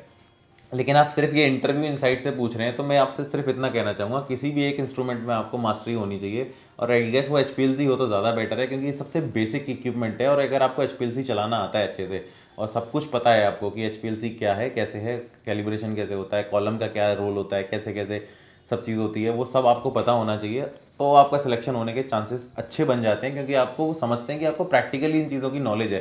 क्योंकि हम जब इंडस्ट्री में जाते हैं ना, उनकी एचपीएलसी देखते हैं, हमें सब चीज़ें एवेल्युएट करनी होती है कि इसने डाटा मैनिपुलेशन ना किया, वो ऑडिट ट्रेल है इसमें या नहीं है, तो हम चीज़ों को ग्राउंड जीरो से एवेल्युएट करते हैं। तो वो चीज़ें आपको आनी चाहिए कि भाई इसको ये सब चीज़ें आती है नहीं आती हैं। तो this is all about equipment. जितना मैंने बोले इक्विपमेंट, भाई वन ऑफ यू जो अच्छा स्किल सेट रखता है, प्लीज़ इसके नीचे कमेंट लिख के डाल देना, शायद इस बंदे के लिए थोड़ी हेल्पफुल हो जाए। भाई मेरे पास लिटरली टाइम नहीं है कि मैं वीडियो को एडिट करूँ, प्रोफेशनल जैसे लोग करते हैं और लिख देते हैं अगल बगल में। मेरे पास लिटरली उतने पेशेंस भी नहीं है ना, मेरे पास इतना टाइम है भाई। I am really very sorry. Thank you sir, thank you so much. Medical insane, which book is best for microbiology? Microbiology के लिए बेसिक वाली एक एनकेजन आती है, वो भी इनफ है, लेकिन अगर आप अच्छा पढ़ना चाहते हैं तो प्रेस्कट करके एक बुक आती है, टेक्स्ट बुक फॉर माइक्रोबायोलॉजी, एक रेफरेंस बुक है, ये सारे माइक्रोबायोलॉजी के एक्सपेक्ट को कवर कर लेती है। ग्रेजुएशन के टाइम पे मैंने प्रेस्कट पढ़ी हुई है थोड़ी बहुत, लेकिन हाँ, अब तो जो थ्योरेटिकल नॉलेज है ना, वो इस डिपार्टमेंट में आने के बाद जीरो हो जाती है, किसी काम की नहीं रहती है जो किताबें आपने पढ़ी हैं। बेसिक बेसिक से प्रिंसिपल्स बस काम आते हैं, कभी कभी सब गोबर हो जाता है। यहाँ सिर्फ डीएनसी चलता है, डीएनसी ही पढ़ो, डीएनसी पढ़ा तो अच्छे से काम आएगा, बस वही एक मैटर करता है। बाकी फिर आप डिपार्टमेंट में आ जाते हो तो वहाँ एप्लीकेशंस रिव्यू करना, ये सब करना, फिर वो उनके कंसर्न लॉ पढ़ने पड़ते हैं, तो बस डीएनसी आपको मेन पढ़ना होता है, बाकी सब चीज़ें एकदम खत्म हो जाती हैं। इंडस्ट्री में आपको इक्विपमेंट रिलेटेड नॉलेज चाहिए होती है कि भैया ये कैसे करना होता है, देखने के लिए कहीं इसने डाटा में कोई मैनिपुलेशन तो नहीं किया है, तो आपको इक्विपमेंट चलाना आता होगा, प्रोसेस करना आता होगा, तभी आपको पता लगेगा प्रिंसिपल क्या है। ग्लोबल रेगुलेटरी एजेंसीज की क्या उनकी कंप्लाइंसेज रहती हैं, वो सब चीज़ें, ये सब आपको अच्छे से पता होना चाहिए। तो उसके लिए आपको टीआरएस और ये सब इंटरनेशनल डॉक्यूमेंट पढ़ने पड़ते हैं। तो ये है सारा। तो माइक्रोबायोलॉजी के लिए एनकेजन is enough, but if you want to study more then read Prescott. Okay, मैं कैप्शन में मैं ये डिस्क्रिप्शन में बुक का नाम भी लिख दूंगा, ठीक है ना। अगला है, सर मैं नॉन टेक्निकल पार्ट के लिए कहाँ से पढ़ूँ, बिकॉज नॉन टेक पार्ट में अदर एग्जाम से मैं पीछे रह जाता हूँ। देखो, नॉन टेक्निकल पार्ट इतना ज़्यादा नहीं आता है, बेसिक बेसिक आप थोड़ा बहुत करंट अफेयर्स के बारे में पढ़ लिया कीजिए, जीके के बारे में हल्का फुल्का पढ़ लिया कीजिए, न्यूज़पेपर में भी इतना मतलब भर का चीज़ें आ जाती हैं। आजकल तो लोग एक इन शॉर्ट ऐप आती है वो भी डाल लेते हैं करंट अफेयर, उससे भी काफ़ी कुछ मिल जाता है। कोशिश कीजिए रीडिंग करने की हैबिट, तो बेसिक आप अपने चीज़ों के बारे में राउंड अराउंड रखिए, थोड़ा बहुत पढ़ोगे तो उससे काफ़ी कुछ हो जाता है। बहुत डेप्थ में क्वेश्चंस नहीं आते हैं, बेसिक बेसिक आता है भैया कि ये भाई इसने ओलंपिक मेडल कहाँ जीत लिया, एशियन कप कहाँ जीत लिया, इंडिया क्रिकेट के बारे में क्वेश्चन पूछ लिया है, फार्मूला रेस के बारे, बहुत जो कोई स्पोर्ट्स है, कोई स्पोर्ट्स से लेके बहुत ऊपर ऊपर का कुछ है वो उससे रिलेट करके पूछते हैं। पॉलिटिक्स से लेके बहुत ऊपर ऊपर का कुछ है उसको लेके पूछ लेंगे। तो बहुत बेसिक से ऊपर ऊपर से आता है, बहुत डेप्थ में नहीं आता है। आर्टिकल नहीं पूछेंगे आपकी, article number this this, civil services का एग्जाम नहीं है, ईजी, बहुत आसान क्वेश्चन आते हैं, तो बस उससे आ जाएगा, बड़े आराम से निकल जाता है। English essential for UPSC DI interview और not? Sir no, English is not mandatory. अगर आपको हिंदी में कंफर्टेबल है तो मस्त हिंदी में दो। मैंने हिंदी में इंटरव्यू दिया था अपना, और मैं वैसे भी हिंदी मीडियम का स्टूडेंट था अपने 9, 10, 12th स्टैंडर्ड में, तो इतनी हिंदी मुझे आती है, तो मैं हिंदी में कंफर्टेबल था, मैंने अपना आराम से हिंदी में दिया था। मैं फार्मेसी को भी वहाँ फार्मेसी नहीं बोल रहा था, इंटरव्यू के टाइम में मैंने भेषज बोला था। तो मेरी हिंदी उस टाइम पे इतनी अच्छी थी, लेकिन अब यहाँ आने के बाद सब कुछ इंग्लिश में करने लगा हूँ ना, तो मेरी थोड़ी हिंदी गड़बड़ा गई है। पहले हिंदी मेरी बहुत अच्छी थी उस टाइम पर। सर आपकी सारी बातें सही लगी मेरे को, हमारे पास एक्सपीरियंस नहीं है, तो क्या हम पूरी लाइफ में ड्रग्स इंस्पेक्टर एग्जाम नहीं दें? नहीं मेरे भाई, आपको एग्जाम देने हैं। जिस स्टेट का एग्जाम निकलता है और अगर वहाँ पे एक्सपीरियंस मैंडेटरी नहीं है तो आप एग्जाम जरूर दें। और मेरे को एक चीज़ समझ में नहीं आती है, आपके पास एक्सपीरियंस नहीं है तो हम सारी जिंदगी एग्जाम ना दें, इसका क्या लॉजिक है? घर से बाहर निकलो ना, अगर एक्सपीरियंस नहीं है तो एक्सपीरियंस लो। ये क्या लॉजिक हुआ कि मैं सारी जिंदगी एग्जाम ना दूं? सब एक्सपीरियंस के लिए इतना वो बोलते हैं कि सर एक्सपीरियंस नहीं है तो क्या मतलब भाई एक्सपीरियंस नहीं है तो एक्सपीरियंस जाके लो ना, घर पे बैठे क्यों हो? बाहर निकलो, कंफर्ट जोन से बाहर निकलो, ठीक है ना। अब आप बोलोगे सर जॉब नहीं मिलती, जॉब किसी को नहीं मिलती है बाहर जाते हैं तो। मैंने जुबिलेंट लाइफ साइंसेज में एज अ इंटर्न काम किया था 6 महीना। 6 महीना मैंने ऐसा इंटर्न काम किया था, वो मुझे 4,000 रुपया देते थे महीने का, और उससे ज़्यादा मैं वहाँ आने जाने खाने पीने में खुद खर्च कर रहा था अपने, ठीक है ना। तो 4,000 रुपया देते थे, दे पे मी 4,000 ओनली बीइंग एन इंटर्न। तो कंफर्ट जोन से बाहर निकलो, स्ट्रगल है लाइफ में। ऐसे नहीं होता कि सर एक्सपीरियंस नहीं है तो मैं एग्जाम ना दूं, नहीं, don't sound like a poor. आप मजबूर मत दिखो अपने आप को कभी। जिंदगी, एक चीज़ हमेशा अपनी ज़िंदगी में याद रखना कि सामने वाले को कभी ये मत महसूस होने देना कि आप कहीं से मजबूर हो। ज़िंदगी में अपने आप को मजबूर मत महसूस होने दो किसी को भी। बाहर निकलो, कंफर्ट जोन से बाहर निकलो। घर बैठ के आपको कोई चीज़ हासिल नहीं होने वाली है। लाइफ एक्चुअल में स्ट्रगल का ही नाम है दूसरा। जब तक आप मेहनत नहीं करोगे, स्ट्रगल नहीं करोगे, किस्मत भी आपका साथ नहीं देने वाली है। लोगों के पास एक्सपीरियंस नहीं है, वो डिफेंड करते हैं ऐसे एक्सपीरियंस को कि नहीं सर एक्सपीरियंस नहीं है, हमारा सिलेक्शन हो जाए। भाई अगर आपके पास नहीं है तो बाहर जाके एक्सपीरियंस लो ना। घर पे बैठ के क्या कर रहे हो? बाहर निकलो, मेहनत करो। जॉब नहीं मिल रही कोई बात नहीं, इंटर्नशिप करो। इंटर्नशिप कोई भी दे देता है आपको। किसी भी आप इंडस्ट्री पे जाना, उनको बोलो आप सर हमें एज अ इंटर्न रख लो, कोई भी रख लेता है आपको, क्योंकि उनको पता है कि फ्री की लेबर मिल रही है हमें। 4-5 हज़ार रुपये देने हैं, हद से हद 7-8 हज़ार रुपये दे देंगे। बड़ी कंपनियां 8 हज़ार रुपये दे देती हैं इंटर्नशिप के, क्योंकि मैंने बाद में सुना था कि आज की डेट में जुबिलेंट लाइफ साइंसेज 9-10-12 हज़ार भी दे रही है, 10-10 हज़ार भी इंटर्नशिप के दे रही है, 8-8 हज़ार भी दे रही है। डिपेंड अपॉन कि आपने ग्रेजुएशन मास्टर्स कहाँ से किया हुआ है। तो वो सारी उन चीज़ों को देख के इंटर्नशिप की वो स्टाइपेंड टाइप का दे देते हैं। बाहर निकलो ना, एफर्ट डालो। पैसा नहीं मिलेगा, लेकिन आपके पास अपना समय आप दोगे। आप 6 महीने भी इंटर्नशिप कर लोगे ना, फिर 6 महीने की इंटर्नशिप के साथ आप किसी के यहाँ जॉब करने जाओगे, everybody will give you job, because उनको भी एक्सपीरियंस बंदे चाहिए। सबसे बड़ा रोना तो ये है ना, किसी इंडस्ट्री में आप अगर जाते हो जॉब के लिए तो वो कहते हैं आपके पास एक्सपीरियंस नहीं है। अरे साला पहली नौकरी, एक्सपीरियंस कहाँ से लेके आए? एक्सपीरियंस यहाँ से लेके आओ। Go go to an industry, join as an intern. Intern बनो, 4 महीने, 6 महीने, 8 महीने, 1 साल काम करो, मेहनत करो, तब मिलेगी आपको एक्सपीरियंस और ऑल दिस। ये मत रहो कि सर हमारे पास एक्सपीरियंस नहीं है तो हम क्या सारी जिंदगी नहीं जॉब करेंगे, हम सारी उम्र ड्रग इंस्पेक्टर नहीं बन पाएंगे। अगर मैं भी ऐसे ही सोचता तो भैया फिर कैसे मैं आगे बढ़ता। मेरे को मेरा जब कैंडिडेट जब कैंसिल किया था यूपी वालों ने, मैं आपके साथ एक्सपीरियंस शेयर कर दे रहा हूँ। 2011 में मैंने अप्लाई किया था, मेरा उन्होंने कैंसिल कर दिया, भाई तुम्हारे पास एक्सपीरियंस नहीं है। तो मैं बड़ा हर्ट हो गया यार। मैंने साला मैं बी फार्म का टॉपर, डिप्लोमा का टॉपर, फलाना दुनिया भर का टॉपर, मेरी साली मेरिट इतनी अच्छी, सब कुछ इतना अच्छा, और थोड़ा एक था कि यार पढ़ाई में ठीक ठाक था और सब जगह मैं टॉप करता चला गया, एवरीथिंग इज सो गुड, और ये मेरा कैंडिडेट इस बात के लिए सिलेक्ट कर रहा है कि तुम्हारे पास एक्सपीरियंस नहीं है। तो that time I have thought कि what that experience could add on my values. ये एक्सपीरियंस इतना बड़ा हो गया क्या कि इन्होंने मेरा साला कैंडिडेट ही कैंसिल कर दिया। इस एक्सपीरियंस के मेरे साथ होने से मेरे अंदर क्या चेंजेस आ जाएंगे ऐसे, या मेरे अंदर क्या बदलाव हो जाएगा कि भाई मेरी ड्रास्टिकली कुछ चीज़ बदलने वाली है। मैंने मैटर डिस्कस किया कुछ लोगों के साथ जो एक्चुअल में इंस्पेक्टर भी थे, 1-2 लोग, और मैंने पूछा एक्चुअली प्रैक्टिकल इनसाइट पूछा। तो उन्होंने मुझसे 4-5 क्वेश्चन पूछे इंडस्ट्री रिलेटेड, जो एक्चुअल में ये इन्वेस्टिगेशन से रिलेटेड पार्ट होता है। उन्होंने 4-5 मेरे से क्वेश्चन पूछे, मैं एक क्वेश्चन का आंसर नहीं दे पाया। मैंने किताबें तो पढ़ी हैं, अगर वो मुझसे पूछता किसी ड्रग के बारे में, फार्माकोलॉजी के, मैं पट्ट से बता देता कि ये दवाई कैसे काम करती है। अगर वो फार्मास्यूटिक्स के कोई प्रिंसिपल के बारे में पूछते मैं वो आंसर दे देता। अगर वो इस तरीके के क्वेश्चन पूछते तो मैं बता देता। उन्होंने मुझे ऐसी चीज़ें पूछ ली जो मैंने साल आज तक की नहीं है। मैं उनको एक क्वेश्चन का आंसर ही नहीं दे पाया, क्योंकि वो कोई भी नहीं दे सकता। जब तक आपके पास इंडस्ट्रियल एक्सपीरियंस नहीं है वो आप नहीं दे सकते, क्योंकि वो प्रैक्टिकल है, वो प्रैक्टिकल नॉलेज है, नहीं आप दे सकते। तो मैं रियलाइज़ किया अपने अंदर, यार लिटरली मैं हूँ ही नहीं इस लायक कि मैं ड्रग इंस्पेक्टर बनूँ। मैं मान लिया, मेरे से लोग बोले कि तू कोर्ट केस कर दे, कभी मौका मिल जाएगा इंटरव्यू देने का, सिलेक्ट भी हो जाएगा। मैंने कहा भाई मैं कोर्ट केस कैसे कर दूँ, मैं एलिजिबल ही नहीं हूँ, मुझे कुछ आता ही नहीं है। मैं उसूलों वाला आदमी हूँ, मैं शुरू से उसूलों वाला आदमी हूँ। मुझे लगा कि भाई सच में मेरे अंदर नहीं है वो कॉम्पिटेंस, भाड़ में जाए, मैं अप्लाई नहीं करूँगा। और मैं बी फार्म जस्ट करके ख़त्म किया था। मैंने कहा छोड़ना यार, एम फार्म करनी है, मुझे बनना ही नहीं है। मैंने फिर एम फार्म में एडमिशन ले लिया, मैं एम फार्म करने लगा। तो मैं सेटिस्फाई हो गया। मैं बहुत जल्दी सेटिस्फाई हो जाता हूँ चीज़ों को, क्योंकि मेरा विजन क्लियर है।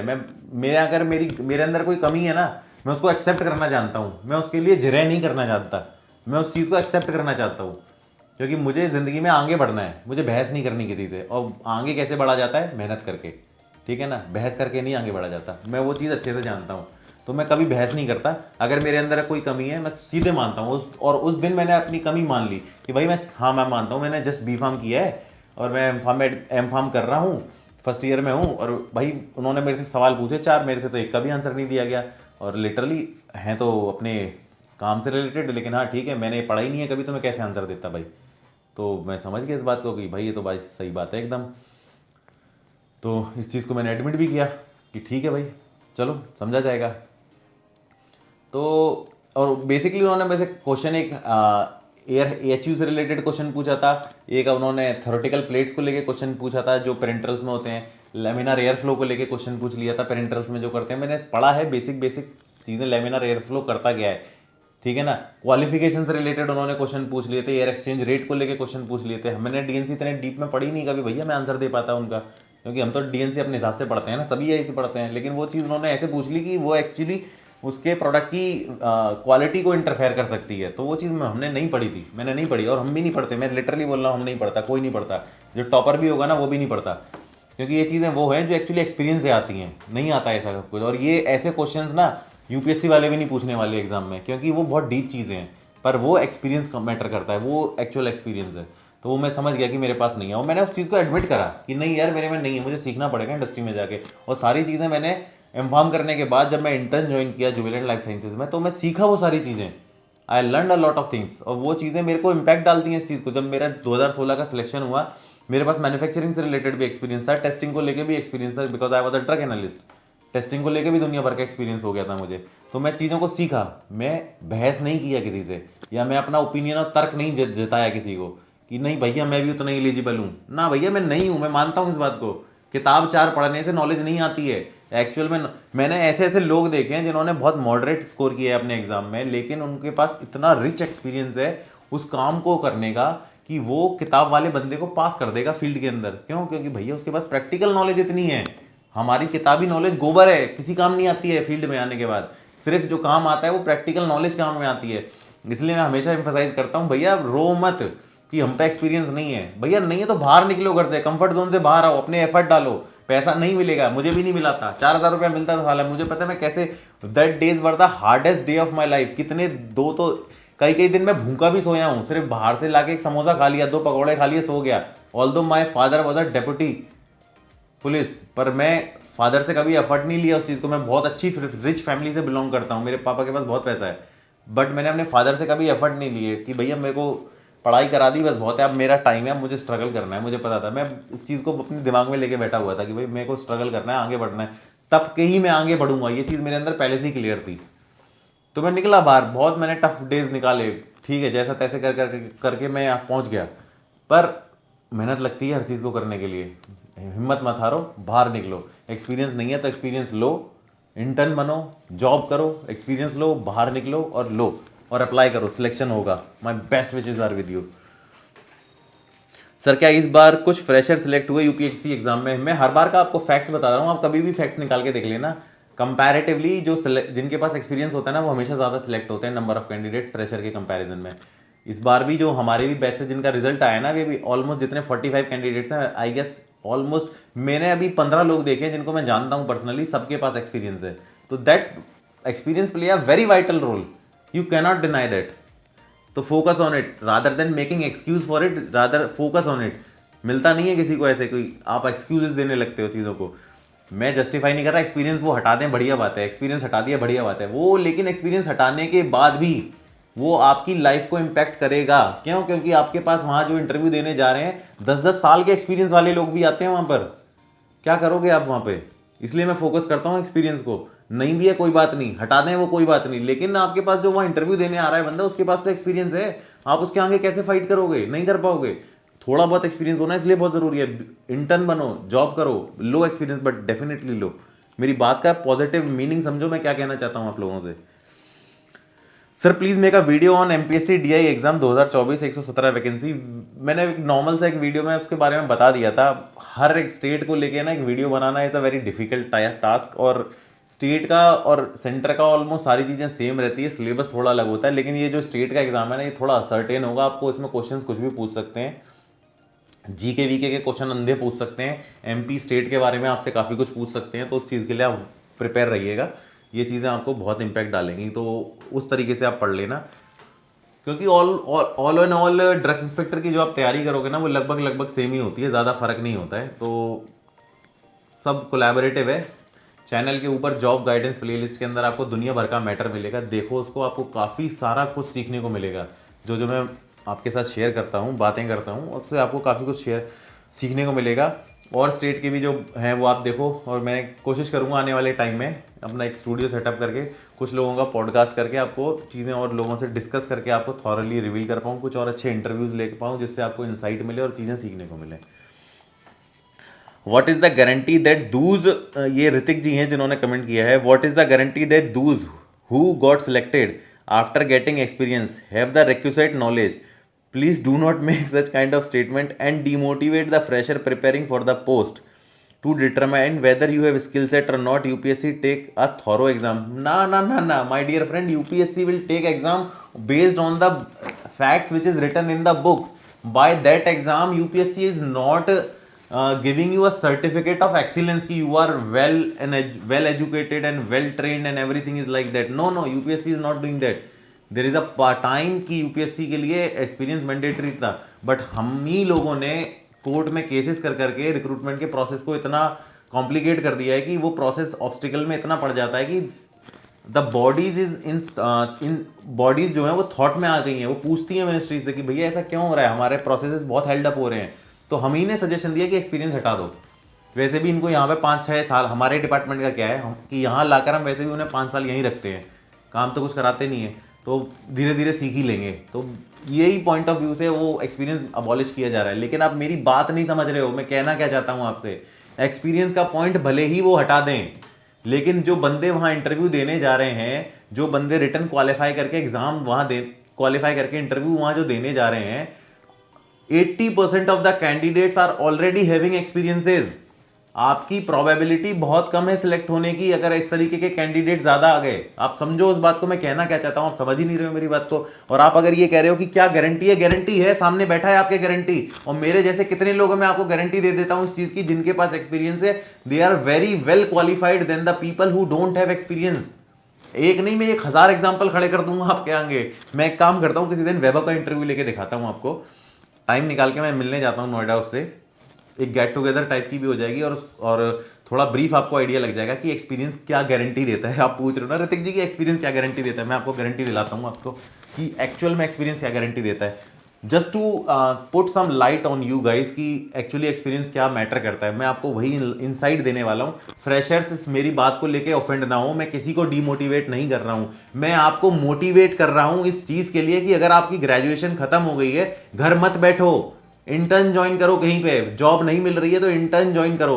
पैसा नहीं मिलेगा कोई बात नहीं, जब आपकी फैमिली बी फार्म जैसे कोर्स के लिए फीस अफोर्ड कर सकती है, तो अगर आप कहीं पे 6 महीने 8 महीने बिना सैलरी के काम कर लोगे तो वो ये सिचुएशन भी अफोर्ड कर लेगी।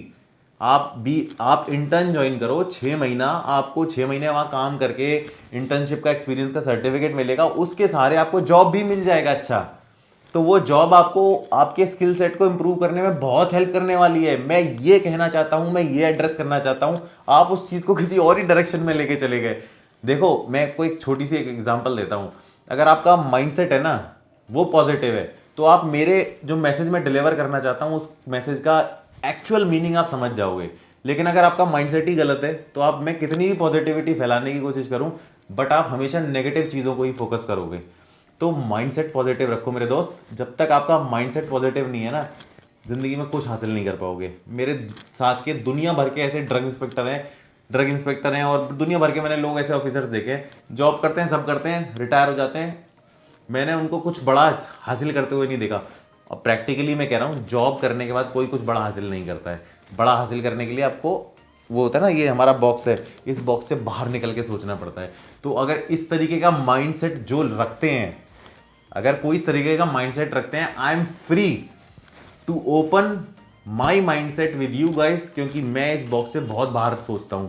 और मैं इस ऑर्गेनाइजेशन का हिस्सा सिर्फ तब तक हूं जब तक मेरी वाइफ एक अच्छे अटेनेबल लेवल तक नहीं पहुंच जाती कि मुझे मन ही नहीं करता अब इस जॉब को करने का। मैं अभी इस जॉब में रह के चीज़ों को सीख रहा हूँ, सिस्टम को सीख रहा हूँ, और मुझे मज़ा भी आ रहा है क्योंकि मैंने अभी ये नया नया कोर्ट और इन्वेस्टिगेशन का काम करना सीखा है पिछले 2 सालों से, और मुझे लिटरली बड़ा मज़ा आ रहा है। तो मैं इस चीज़ के अंदर मास्टरी करना चाहता हूँ।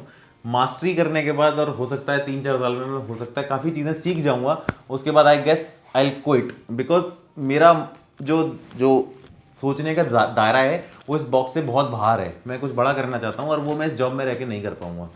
तो मैं जॉब सिर्फ इसलिए प्रेफर करना चाहता हूँ क्योंकि यहाँ रहकर आप सिस्टम के बारे में काफ़ी कुछ सीख लेते हो, तो वो बहुत ज़रूरी होता है। तो आप मेरी बात को समझो, मैं आपको किस चीज़ के लिए मोटिवेट कर रहा हूँ और मैं डीमोटिवेट नहीं कर रहा। मेरी इतनी ऑडियंस है, अगर मैंने किसी को डीमोटिवेट किया होता तो मेरे पास जो ये 60-70 कमेंट इस वीडियो के ऊपर आए हैं, ये सारे डीमोटिवेट स्टूडेंट्स के इसी तरीके के आते नहीं आए ना। किसी के क्यों नहीं आए? क्योंकि वो मेरे मैसेज को समझते हैं कि मैं उनसे कन्वे क्या करना चाहता हूँ। मैं उनको डीमोटिवेट नहीं करता, मैं उनको मोटिवेट करता हूँ कि भैया घर पे ये बात मैंने आज बोली है आपसे, इंटर्नशिप वाली, बाहर निकलो भैया, मेहनत करो। एक्सपीरियंस नहीं है ना तो जाके experience low, rather than finding these kind of excuses. बाहर निकलो। मैं नहीं कहता आप चाहे नाइपर से पढ़े हुए हो, ठीक है, अगर आपके पास एक्सपीरियंस नहीं है ना, दूसरा एक और बंदा है जो नाइपर से पढ़ा हुआ है, उसके पास एक्सपीरियंस है, उसका सिलेक्शन होगा, आपका नहीं होगा, लिखवा लो मेरे से। बहुत मैं 0.1% 1-2% वाली प्रोबेबिलिटी में विश्वास नहीं करता। मैं मैक्सिमम प्रोबेबिलिटी में विश्वास रखने वाला आदमी हूँ। तो एक्सपीरियंस यहाँ रोल प्ले बहुत बड़ा करता है। कितने सारे मेरे साथ के नाइपर के स्टूडेंट हैं जिनको मैं जानता हूँ, नाइपर के हो गए, डिप्सार के हो गए, सारे के सारे एक्सपीरियंसड हैं यार। सब कहीं ना कहीं बड़ी बड़ी जगहों पे काम कर रहे हैं, मेहनत की है, सब कर रहे हैं, लगे हैं। तो अगर आपके पास एक्सपीरियंस नहीं है तो एक्सक्यूज ढूंढने से ज़्यादा बेटर है आप अपनी जॉब के ऊपर फोकस करो, इंटर्नशिप करो और जाके जॉब करो। सिलेक्शन आपका हो सकता है हो जाए, लेकिन एट व्हाट कॉस्ट? क्या सीखोगे उससे? सिर्फ जॉब ही लेना आपकी जिंदगी में है क्या? बड़ा कुछ बड़ा नहीं करना है, कुछ सीखना नहीं है बड़ा। आपको मैं सीडीएससीओ की एक सबसे अच्छी रियलिटी बता देता हूँ। आज की डेट में मैं सीडीएससीओ का पार्ट हूँ, ठीक है ना। मुझे 80 lakhs पर एनम की तक जॉब ऑफर हो रही है। मैं जब चाहूँ सीडीएससीओ की जॉब क्विट करके 80 लाख रुपए की जॉब ज्वाइन कर सकता हूँ, बट उसके लिए मुझे मुंबई जाना पड़ेगा and I am not really ready for it, because मैं अपनी वाइफ को नहीं छोड़ सकता। मैं अपने यहाँ सब कुछ सेटअप है यहाँ गाजियाबाद यूपी में, मैं ये छोड़ के नहीं जाना चाहता मुझे। तो ये सीडीएससीओ की एक ग्रेस है। मैं ये नहीं इसलिए मैं हमेशा आपको बोलता हूँ सीडीएससीओ में आके अगर इंस्पेक्टर बन जाओ तो ये मत सोचना कि यहीं बैठे रहना है। कितने सारे ड्रग्स इंस्पेक्टर हैं जो यहाँ से जॉब क्विट कर करके चले गए हैं। जब हम लोग ज्वाइन किए थे तो करीब 130-40 किए थे, हमारे 110 लोगों का बैच रह गया, 20 लोग 25 लोग छोड़ के जा चुके हैं। क्यों छोड़ के जा चुके हैं? क्योंकि उनको अच्छे अच्छे जॉब ऑफर्स हुए। एंड ऑफ द डे पैसा ही मैटर करता है। अपनी फैमिली को एक अच्छी सस्टेनेबल लाइफ देने के लिए पैसा ही मैटर करता है। ड्रग इंस्पेक्टर कोई तोप नहीं है, कोई बहुत बड़ा भूत नहीं है। इस चीज़ का हमेशा याद रखना। इस ऑर्गेनाइजेशन का हिस्सा बनोगे तो उस चीज़ को पॉजिटिव वे में लेना कि आपको यहाँ चीज़ें सीखनी है कि actually Indian drug regulatory authority करती क्या है, what are the processes involve. जब आप यहाँ इस नॉलेज को अपने यहाँ रख लोगे ना, तो जो बाहर के जो इंडस्ट्री है वो आपको इसी नॉलेज का इतना पैसा देगी और वो आपको बहुत अच्छा लगेगा। ट्रस्ट माय फ्रेंड, ये ड्रग इंस्पेक्टर भूल जाओगे आप। अगला क्वेश्चन, sir can you please tell what when the UPSC interview will held on. जो दिल्ली वाला है वो इंटरव्यू कभी भी हो सकता है, ऐसा कोई सर्टेन नहीं है। हो सकता है 1 आधा महीने में हो जाए, 2 महीने में हो जाए, कभी भी हो सकता है। बट आप प्रिपेयर रहो। डेट देना बड़ा इम्पॉसिबल चीज़ है, that is a very complex thing. अगला है बंदा सार्कास्टिक डॉगी 1900। भाई प्लीज़ नाम चेंज कर पहले अपनी ईमेल आईडी का दोस्त, मुझे अच्छा नहीं लग रहा। क्यों? क्योंकि तुमने आगे जो लिखा है ना, I am a student of NIPER, NIPER student are not sarcastic doggy. You might be a sarcastic but not a doggy, okay? Sorry for that. So I am a student of NIPER studying in first year medical devices department. I am currently aiming to prepare for drug inspector post in Maharashtra. I have no industrial experience. Is there any chances of selection on state DI post? Because nowadays I am hearing that selection panel will always prefer too experienced over non experienced. देख लो, मैं नहीं बोल रहा ये बात, बंदा बोल रहा है खुद, उसको पता है ये बात क्योंकि वो सुन रहा है। आप जब बंदों की लिस्ट उठाओगे ना कि सिलेक्ट कौन हुआ है, तो वहां पर एक्सपीरियंस लोग ज्यादा होते हैं, नॉन एक्सपीरियंस्ड कम होते हैं। Will there any positive impact of having a department of medical device? At this point I can't seek the industrial experience so that I can increase the chances of selection. So my dear friends, आपके पास medical device department में काम करने का experience है, आप उसका experience बनवा के रेडी रखना। आई गेस आपको ये चीज़ काम आ सकती है जब आप अपना इम्पैक्ट शो करोगे कि आपको मेडिकल डिवाइसेस सेक्टर की इतनी अच्छी नॉलेज है, ठीक है ना। बिकॉज ये बिल्कुल न्यू इंडस्ट्री है और आप ये चीज़ आपको यहाँ इम्पैक्ट डाल सकती है इन यूपीएससी। जो हमारा जो सिलेक्शन प्रोसेस होगा दिल्ली वाला भी, जैसे दिल्ली वाला कह रहा हूँ, सेंट्रल गवर्नमेंट का जो प्रोसेस होगा, इसमें ये चीज़ आपको बेनिफिट कहाँ दे सकती है, क्योंकि जो ड्रग्स इंस्पेक्टर के लिए जो सिलेक्शन के लिए आएंगे, इनको मेडिकल डिवाइसेस की जीरो नॉलेज है, आपको अच्छी नॉलेज होने वाली है। You are one of the very fewest candidate जो ड्रग्स इंस्पेक्टर के लिए आ रहे हैं जिनको मेडिकल डिवाइसेस के बारे में भी पता है। जो ड्रग इंस्पेक्टर का काम है रेगुलेट करना, बट आई गेस अब जो बैच आने वाले हैं फर्दर, उनको मेडिकल डिवाइसेस ऑफिसर की रिस्पॉन्सिबिलिटी नहीं दी जाएगी, उनको गैजेट में नोटिफाइड नहीं किया जाएगा। जैसे कि मैं मेडिकल डिवाइसेस ऑफिसर भी हूं और ड्रग्स इंस्पेक्टर भी हूं, लेकिन अब जो बैच आने वाले हैं उनको I guess medical devices officer की रिस्पॉन्सिबिलिटी वो नहीं देने वाले हैं। तो आपको इस चीज़ का बहुत बड़ा बेनिफिट मिल सकता है जब आप इस सिस्टम को ज्वाइन करेंगे, तो this will help you a lot. तो उसके बारे में मेहनत करिए, और आपको मेडिकल डिवाइसेस का जब आप उनको प्रिंट आउट करेंगे तो this will help you a lot. तो एक्सपीरियंस नहीं है लेकिन अभी आप काम कर रहे हैं तो करते रहिए, लेकिन हाँ जैसे ही आपको लगे कभी कि हाँ आपके पास कभी भी टाइम है एक अच्छी जॉब ज्वाइन करने का जिसमें आप एक्सपीरियंस ले सकते हैं, तो आई मस्ट से कि आप एक्सपीरियंस लीजिए। और मेडिकल डिवाइसेस सेक्टर जो है ना वो बहुत इमर्जिंग सेक्टर है। कोशिश कीजिए कि आप चलते चलते कोई मेडिकल डिवाइसेस से रिलेटेड कोई और कोर्स भी कर लें, तो मेडिकल डिवाइसेस डिवीजन एक अलग ही होने वाली है, वहाँ पर मेडिकल डिवाइसेस ऑफिसर का ही सिलेक्शन होगा। तो इस तरीके के पास आपके पास मास्टर्स है, अगर आप जैसे कुछ कर रहे हो, आप स्टडिंग कर रहे हो, मास्ट कुछ आपके पास कोर्स ही अगर ऐसा हो जाए जो आप मेडिकल डिवाइसेस में जो भी पोस्ट आए अगर फ्यूचर में और आप उसमें अप्लाई कर पाओ, उनके एलिजिबिलिटी क्राइटेरिया में सेट हो जाओ, तो बहुत बढ़िया बात है। आप एक बार मेडिकल डिवाइसेस के रिक्रूटमेंट रूल्स आप पढ़ लेना, अगर वहाँ आपका कुछ सेटअप बन जाए ना तो ये तो वेल एंड गुड हो जाएगा आपके लिए। तो उस चीज़ को एक बार आप थोड़ा देख लीजिएगा मेडिकल डिवाइसेस के आरआर को पढ़ के। तो अब है अगला लवी जी का comment, what I believe that UPSC should not specifically stick to schedule C experience, it should state that person should at least have a experience of industry, sticking to schedule C creates a lot of chaos. मैं लवी जी की बात से हल्का फुल्का सहमत हूँ या नहीं हूँ, पर हाँ मैं तो ये बोलता हूँ कि अगर किसी के पास एक्सपीरियंस भी है ना, चाहे वो साला सी का ना हो किसी और का हो, इंडस्ट्री में काम करने का एक्सपीरियंस हो, दिस इज वो उससे बहुत बेटर है जिसके पास एक्सपीरियंस नहीं है, इन माई ओपिनियन। और मैं ये बोल रहा हूँ सी छोड़ दो, अब तो यहाँ से एक्सपीरियंस हटने वाला है, पर अगर कोई बंदा ऐसा भी है ना जैसा लवी जी बोल रही है कि उनके पास एक्सपीरियंस हो, बस कोई भी हो, सी हो ना हो कोई भी हो, उनको भी प्रेफरेंस मिल जाएगी उस बंदे के खिलाफ जिसके पास एक्सपीरियंस नहीं है। तो एक्सपीरियंस इतना बड़ा रोल प्ले करता है क्योंकि आपने इंडस्ट्री में रह के कुछ तो सीखा ही होगा और वो आपको हेल्प करने वाला है। और सी1 को बेसिकली पता है क्या फोकस करते हैं, हमारा जो ड्रग्स इंस्पेक्टर का रिस्पॉन्सिबिलिटी होता है वो होता है mainly to ensure the safety efficacy और फलाना ढिमागा मेडिसिन ऑफ ये, हमारा मेन काम यही होता है। और एक्चुअली पेरेंटल जो प्रोडक्ट्स होते हैं, जो स्टराइल प्रोडक्ट्स होते हैं, वो बहुत ज़्यादा सेंसिटिव आइटम होता है। तो वो इस चीज़ को फोकस इसलिए करते हैं सी को कि भैया इसको पेरेंटल की थोड़ी नॉलेज हो कि ये बात सीधा पेशेंट सेफ्टी से रिलेट करती है, तो वो इसलिए सी1 को लेके करते हैं। अब तो बहरहाल एक्सपीरियंस हटने वाला है, सिलेक्शन के लिए तो सारे ही लोग ओपन हो, लेकिन again I am always saying कि भैया एक्सपीरियंस होना बहुत ज़रूरी है। एक्सक्यूज मत ढूंढो, एक्सपीरियंस लो। अच्छा लगता है आपको देखकर, थैंक यू ब्रदर, मुझे भी बड़ा अच्छा लगता है आप लोगों से बात कर कर, और मैं इसीलिए कोशिश करता हूँ कि टाइम निकाल कर कैसे भी करके वीडियोस बना सकूँ। Sir can you please tell me what is the total mark of UPSC exam for DI, 300 number का होता है भाई, and what is the total mark distributed in both part, pharma related and non pharma part. इसके बारे में जो है ना मैंने वीडियोस बना रखा है एग्जाम के बारे में, एक बार वो वीडियो देख लेना। मुझे लिटरली नहीं पता, आधे घंटे में एग्जाम दे के बाहर निकल गया था, उसके बाद मैंने देखा नहीं पलट के कि पेपर क्या होता है। आप लोगों को पढ़ाने के लिए, मैं ये सब बताने के लिए एक बार को मुझे खोल के चेक करना पड़ता है कि पेपर कितने नंबर का था, क्या था, कैसे था लिटरली। तो मैंने वो वीडियो बनाया था, उसमें मैंने एक बार पढ़ के ही बनाया था ये सब चीज़ें कि कितने कितने नंबर का क्या क्या होता है। एक बार उस वीडियो को आप देख लेना। चैनल की प्लेलिस्ट में जो Q&A वीडियोस भी है ना, उनमें बहुत सारी मैंने चीज़ें आपके साथ शेयर करी हैं। कभी भी किसी को डाउट रहा करे ना, प्लीज़ वीडियोस देखा कीजिए और प्लीज़ वीडियो पूरा देखा कीजिए। मैं बहुत ज़्यादा बातें बताता हूँ क्योंकि वॉच टाइम में देखता हूँ एक एवरेज वीडियो का वो 5-6 मिनट ही होता है। आप कुछ देखते नहीं हो, उसके नीचे वो जो क्वेश्चंस के आंसर भी दिए हुए होते हैं वो भी आप मुझे फिर बार बार बताने पड़ते हैं। आप प्लीज़ थोड़ा देख लिया कीजिए, आपको मेरे लिए थोड़ी हेल्प हो जाएगी। Sir CGL versus M form from NIPER, देखो दोस्त मैं आपको बताता हूँ, सीजीएल आप करोगे क्रैक कर दोगे, जॉब मिलेगी शानदार वाली। एमफार्म करोगे नाइपर से करोगे तो कुछ घंटा नहीं मिलेगा आपको। मैं तो भाई फ्रैंकली बोलता हूँ, मुझे फार्मा सेक्टर में ना, अगर आप गवर्नमेंट अपॉर्चुनिटीज़ के बारे में आप बात करोगे तो जीरो है, कोई फार्मा में अपॉर्चुनिटी नहीं है गवर्नमेंट को लेके। अगर आप अपने आने वाली जनरेशन को कुछ अच्छा सिखाना चाहते हो, फार्मेसी मत कराना, बिकॉज अगर आप उसको गवर्नमेंट नौकरी ही देना चाहते हो, अगर आपका प्राइम ऑब्जेक्टिव है उसको गवर्नमेंट नौकरी ही देना, तो उसको भैया फार्मा मत कराना। लेकिन अगर आपका एम ही है कि आपको बच्चे को अपने बड़ा बिजनेसमैन बनाना है, बिजनेस में घुसाना है किस तरीके का, तो pharma is a very good sector. काफ़ी कुछ है यहाँ सीखने के लिए, और आपको उसको अगर एक बड़ा इंटरप्रेन्योर बनाना है तो pharmacy is a very good area of concern. आपको बहुत सारी चीज़ें हैं सीखने के लिए इसमें, लेकिन इट्स ऑल अबाउट कि इंटरेस्ट कितना है आपका, आपका स्किल सेट क्या कहता है, तो वो चीज़ें वहाँ मैटर करती हैं। तो चीज़ें साफ़ हैं, सीजीएल एमफार्म आप देख लो आपको क्या करना है, तो it's all up to you. Thank you so much, sir, for sparing time for candidates like us. Will follow you religiously. Thank you so much, Anjali ji, for such kind words, and I am really very thankful for each one of you who is being a part of my family, and I am really very thankful. Sir, heavily attacked with your personality, my brother Vibhuti Sancharya ji, and attacked with your personality. देखो मेरा actually M ना drugs inspector बनना कभी रहा नहीं था।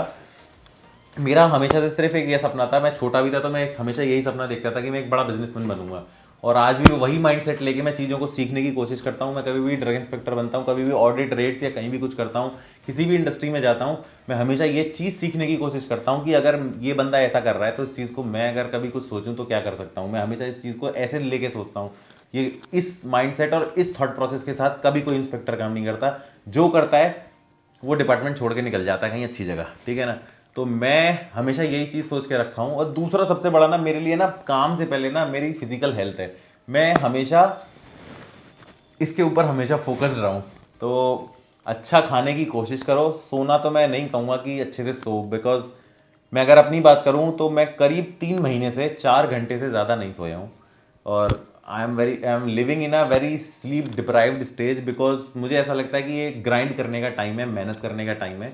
और मेहनत इन द सेंस जॉब नहीं, जॉब तो एक है ही है, उसके अलावा दुनिया भर का चीज़ें हम साथ में करते हैं हस्बैंड वाइफ, तो उसमें बहुत मेहनत लगती है। और थोड़ा भी अगर इम्पार्ट करना पड़ता है, इनकॉपरेट करना पड़ता है, तो उसमें टाइम लगता है, एफर्ट लगता है।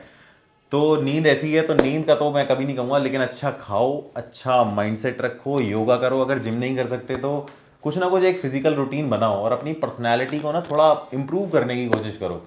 बिकॉज जॉब ज्वाइन करने के बाद ना सब साले पेटल्ले हो जाते हैं। मुझे ना समझ नहीं आता कि why people are not focusing on their actual health. हम पैसा कमाना चाहते हैं एक लेजरफुल लाइफ जीने के लिए, ठीक है ना। फिर हम जब इतना पैसा कमा लेते हैं अपनी हेल्थ को भूल जाते हैं, और हेल्थ ना भूल कर अपनी बीमारियां पकड़ लेते हैं। फिर हम वही पैसा जो हमने कमाया है हम दवाइयों में वेस्ट कर रहे होते हैं। भाई क्यों, ऐसा क्यों कर रहे हो? पैसा कमाओ, अच्छा खाओ, अच्छा पियो, और फिर उस पैसे को जो कमाया है उससे मस्त अय्याशी करो। This is what the aim for the money, ठीक है ना। और सब करो, थोड़ा सोशल वेलफेयर भी करने की कोशिश करो। आपको भगवान अगर कोई स्किल सेट या कोई माइंडसेट देता है ना बड़ा आदमी बनने के लिए, तो वो इसलिए देता है क्योंकि वो माइंडसेट दूसरों के पास नहीं है कि आप उससे कुछ बड़ा हासिल कर सकते हो। जब आप कुछ बड़ा हासिल कर सकते हो तो कोशिश करो कि उस चीज़ से आप लोगों को हेल्प कर सको। जैसे मेरी वाइफ कभी एक टाइम पर सिविल की तैयारी कर रही थी, ठीक है, लेकिन घर में कुछ ऐसी परिस्थितियां रही और हमने फिर डिसाइड किया कि भाई जॉब में ही रहे तो ये हमको अलग अलग रहना पड़ेगा। तो भगवान ने उसको स्किल सेट दिया है। मैं सोचता था मैं बड़ा बिजनेसमैन बनूंगा, पर देखो मैं बिजनेस नहीं कर रहा। आज की डेट में मेरी वाइफ बिजनेस कर रही है। वो 40-50 लोगों के घर चलाती है, ठीक है ना। तो that is a very kind thing. उसके 40-50 लोगों की मैन पावर है, उनकी फैमिलीज उससे चलती हैं, ठीक है ना। उस एक अच्छा सेटअप उसका रखा हुआ है। तो ये चीज़ें बहुत मैटर करती हैं। तो कोशिश करो कुछ ऐसा करने की कि आप दूसरों के घरों के दिए जला सको। अगर आपके अंदर कोई स्किल सेट है और आपके अंदर कुछ काबिलियत है तो इस चीज़ के ऊपर फोकस करो। थोड़ा सोशली सोचो और थोड़ा सोसाइटी को इम्प्रूव करने के लिए भी सोचो। अगर पूरे इंडिया में कोई भी सिर्फ ग्रेजुएट आदमी आईएएस बनता है तो B pharma fresher drug inspector क्यों नहीं बन सकता? अगर एक्सपीरियंस ही होना, ज्वाइन होने के बाद 2 साल की ट्रेनिंग दे दो, बी फार्मा करने जाने बेचारे कितने बेरोजगार हैं उनकी सोचो सर। भाई देखो बेरोजगार जो है ना हमारे देश में, वो सिर्फ अपनी बेरोजगारी, उसका जिम्मेदार सरकार नहीं है, उसके जिम्मेदार हम खुद हैं, क्योंकि हम अपने कंफर्ट जोन में बैठे हुए हैं। आज की डेट में लोगों को मोबाइल फोन दे दिया है, ठीक है। क्या कर रहा है आज का यूथ हमारा? मोबाइल फोन पे धपा धप लगा हुआ है, इंस्टाग्राम रील स्वाइप करने, यूट्यूब पे रील स्वाइप करने। सीखने की जो कला है वो कितने लोगों में बची है आज की डेट में? फ्रेशर को बी फार्मा है उसको बना दो ड्रग इंस्पेक्टर। तुम्हें क्या लगता है यार कि इतने लोग, इतनी वैकेंसियां निकलती हैं आपको कि सारे लोगों को वो ड्रग इंस्पेक्टर बनाते हैं?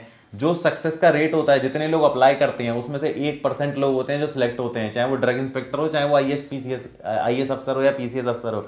और आप एक ड्रग इंस्पेक्टर को आईएएस पीसीएस के साथ कंपेयर ही कैसे कर सकते हो? हमारा यूपीएससी सिर्फ एक एग्जाम लेती है, उसके बाद इंटरव्यू में भेज देती है, और वो फिजिकल होता है नॉर्मल सा, उसके बाद हमारा सिलेक्शन हो जाता है। तो मैं आईएएस और आईएएस जो होता है, मेरे फादर डेप्यूटी एसपी रिटायर हुए हैं, मुझे पता है कि ये सिलेक्शन प्रोसेस कितना टफ होता है और क्या होता है।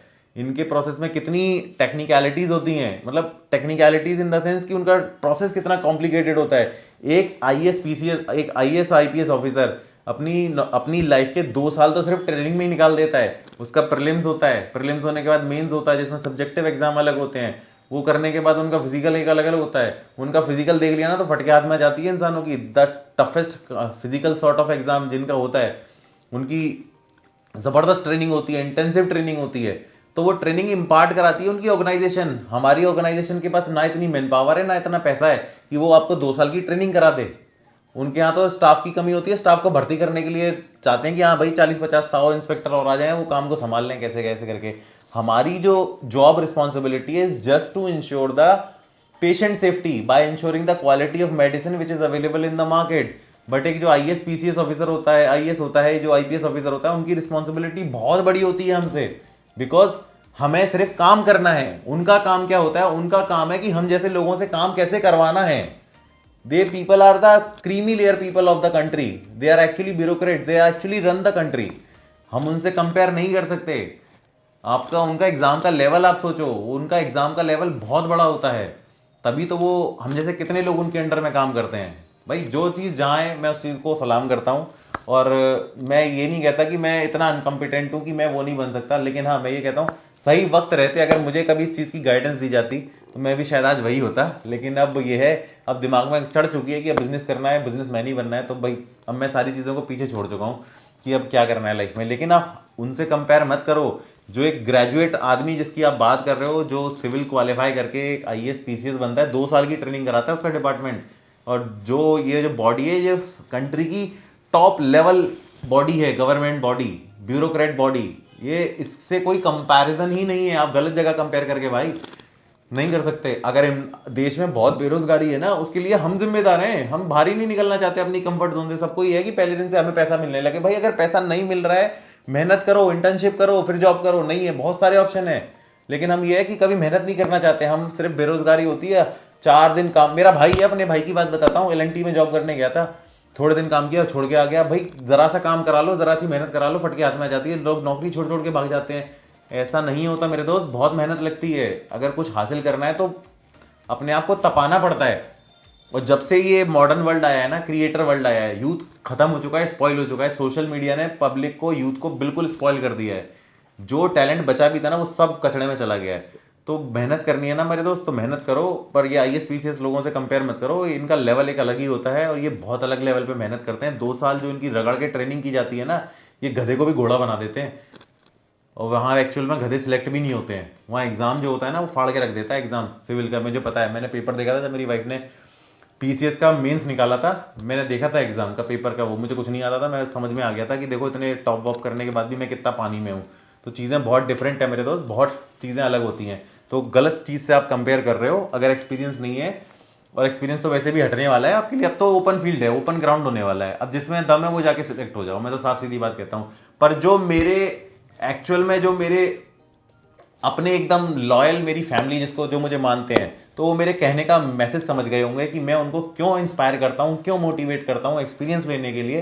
क्योंकि मैं नहीं चाहता कि आपको एक्सपीरियंस की, मतलब एक्सपीरियंस तो हट गया, लेकिन साला ये एक्सपीरियंस ही एक वजह बन गया कि मेरा फेल्योर का, कि मेरी जगह दूसरे बंदे का सिलेक्शन हो गया। क्यों? क्योंकि उसके पास एक्सपीरियंस था। मैं ये नहीं देखना चाहता।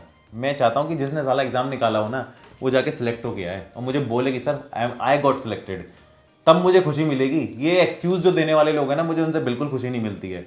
और मैं यहाँ यूट्यूब पे ये सब बनाता हूँ, मैं सिर्फ आप लोगों की हेल्प करने के लिए बनाता हूँ। मुझे इससे कोई लेना देना नहीं है। मैं चाहूँ तो इसे कल छोड़ दूँ, मुझे कोई घंटा फर्क नहीं पड़ता। क्योंकि भाई मेरे पास लिटरली बिल्कुल टाइम नहीं है। मैं कोशिश ये करता हूँ कि कैसे भी करके 2-4 आप बातें आपको सिखा सकूँ, और उस चीज़ों से आप सीख कर आप एटलीस्ट अपनी लाइफ में इतनी इंप्लीमेंटेशन तो करो कि आप आगे बढ़ सको। आप अगर एक्सक्यूजेस ढूंढोगे तो आपको जिंदगी में कुछ हासिल नहीं होने वाला है। मेहनत करो, मेहनत मेहनत करोगे तो अच्छा कुछ हासिल होगा।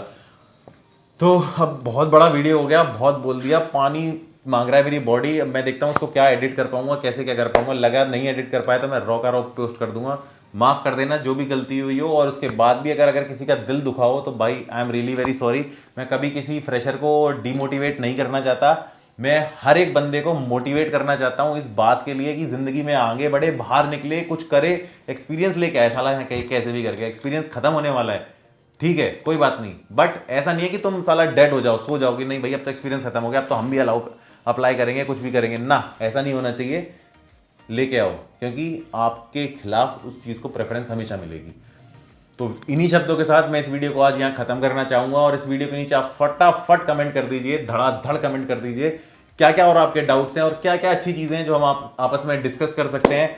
और प्लीज़ वीडियो को लाइक, सब्सक्राइब कर दीजिएगा। सॉरी, सब्सक्राइब मत करो, घंटा जो सब्सक्राइब भी किया हुआ है वो भी अनसब्सक्राइब कर दो। मुझे सब्सक्राइबर की जरूरत नहीं है, बस लोग कनेक्टेड हो वो मेरे लिए ज़रूरी मैटर करता है। और मुझे सब्सक्राइबर से कोई लेना देना नहीं है। वीडियो लाइक कर देना ताकि चाहे ये एल्गोरिदम में चली जाए, ताकि ज़्यादा से ज़्यादा तक लोगों तक पहुंचे और वो इन सारी चीज़ों से कुछ सीखें एटलीस्ट, क्योंकि मैं ये चाहता हूँ लोग सीखें, अपनी कैपेसिटी इंप्रूव करें।